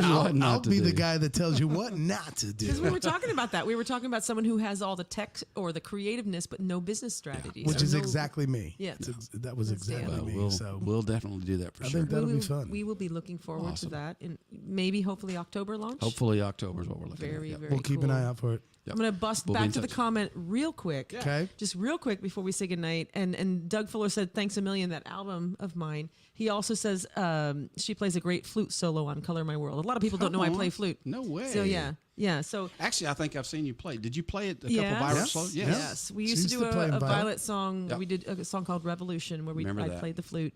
And yes, I have this lovely little purple flute back here. Awesome. A violet flute. But yes, a violet flute, of course. So back to the matter at hand. Noble, thank you. Thank you. Yeah, this has been freaking amazing. It's been fun. So it was a good idea. Yes. Thank you. I told you it was a good idea. You were like, don't ask him. No, I did not say that. I think it'd be fun. I did not say that. Not true. Not true. Awesome. He's a liar. Dan's a liar. All that communication stuff. Everyone knows that. Right. So thank you guys for watching. I'm going to put this normal shit that I always put up here about supporting us and sending us money right there across the bottom of the screen, and watch us next week because our guest is the Crooks. The Crooks are next week. Zen Lens Media, Photo Media is going to be here. Nice. Both the husband and the wife are going to be here. That'll be great. Robert and Cheryl are going to be here on our show next week. Oh, cool. And we will have another fun-filled event for you. Once again, we are going to post this to YouTube eventually. We're going to take it down as soon as we're done here, and then we'll repost when we edit and put it all fancy-like. Make it sexy. Make it sexy and pull some clips from this wonderful talk with you, Noble. Thank you. This has been and now you know the rest of it. Yes, That's it. Love you guys. Julia says, love you guys. Maybe my band is active again. We'll have you on the show. Of course we will, Julia. For sure. For sure. For now, good night, everybody. Thank you for watching. We love you. And we'll good see you. Day. And good day. Good day.